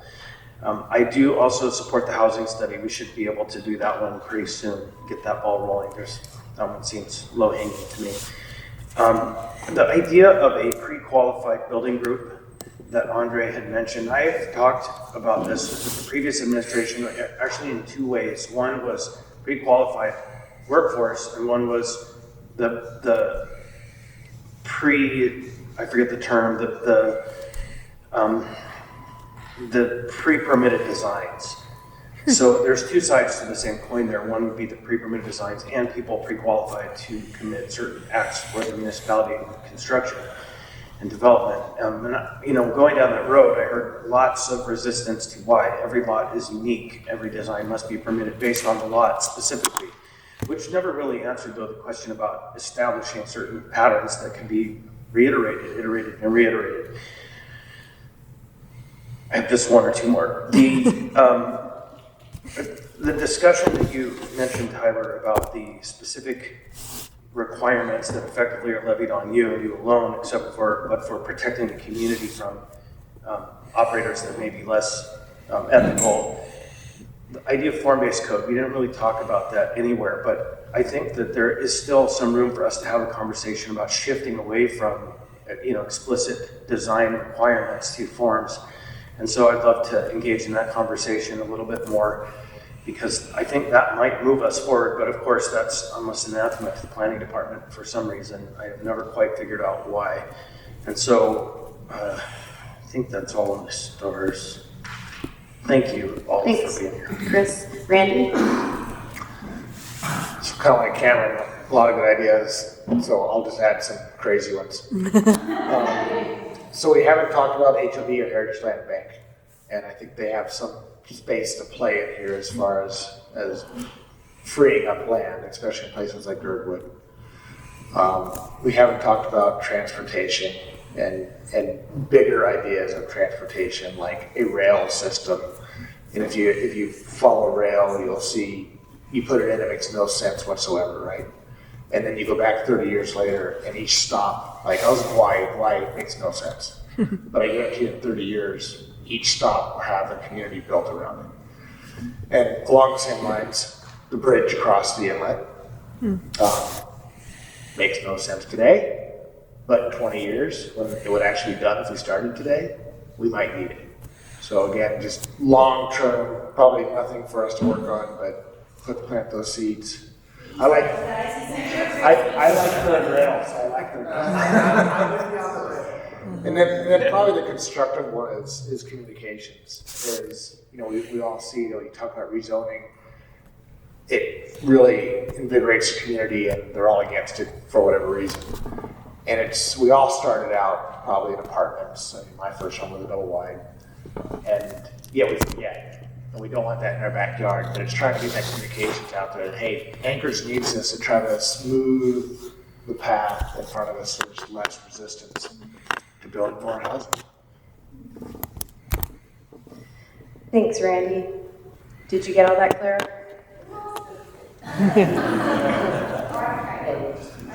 Pete, go ahead. I don't know if we got this on there or not, but one of the things that I heard today that I don't think has been repeated in the last few minutes is, how do we get the planning department to yes? The builders have been asking that question for as long as I've been on the Community and Economic Development / Title 21 committee. That's been the question. I think that was how do we get them to yes? Big part of the Benton Adams report. But it's not just the planning department. Yeah. It's the unified building departments.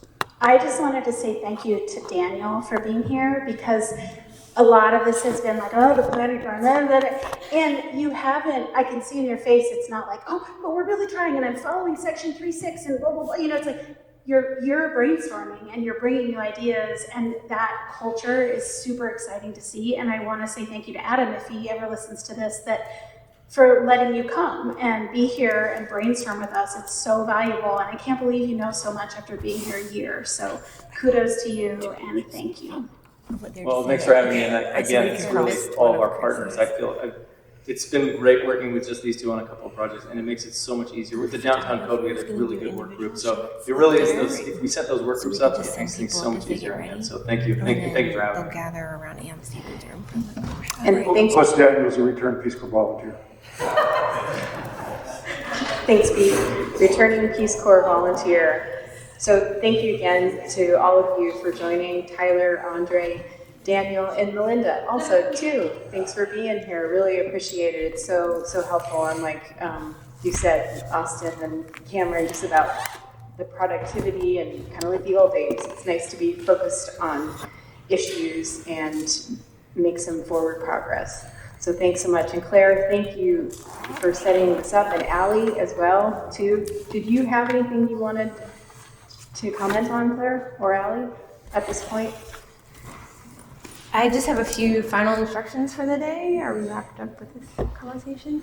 I think we're at that point. I know we're about 15 minutes or so behind schedule, and then there's the social event, which you all are invited to.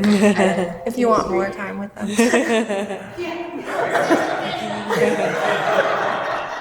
It doesn't have to end. If we were free.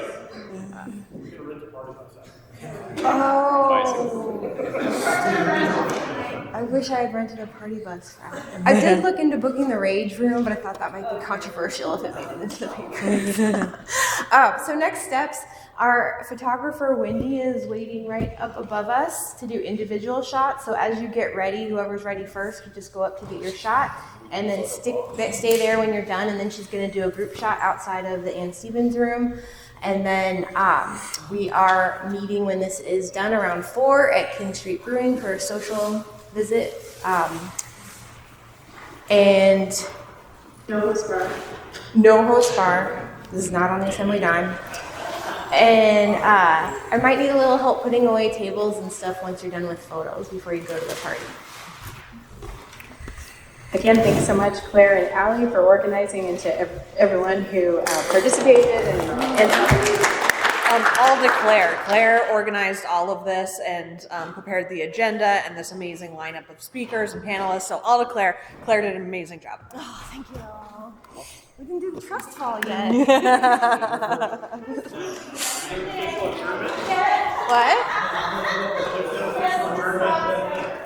I know, we could do a group hug. All right, are we good to stop?